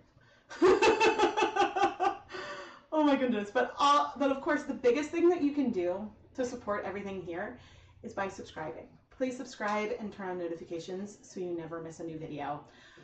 This is, yeah, the biggest thing. Engaging in the videos, commenting, liking, all these things tell YouTube, hey, this is content I want to see. And maybe then they'll recommend it to other people, or make sure that you can keep finding the content as well. And then there will be at some point a YouTube, I'm unclear if I'm going to turn this into a full video. It might be a dying to knit video at some point. Certainly I'll do a recap of the finished yarn from this stream. That might be a YouTube short, because I think that that's a fun way to do like a little summary. Yes, please give the video a like, a thumbs up. And yeah, so I will be sharing what the finished yarn looks like in the end in some capacity in July, because I don't think there's any way I will finish that before then. Before I basically put my laptop away for a couple of weeks.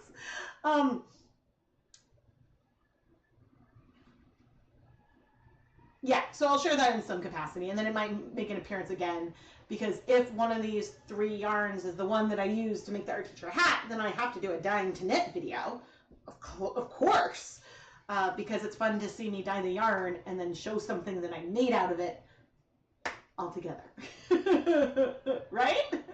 But anyway, yeah, I am Rebecca from ChemKnits, and thank you for watching this video. I had a lot of fun. Thank you so much for joining me, everyone, and I guess you'll see me on Tuesday with a regular scheduled video. Thank you so much for watching. Bye!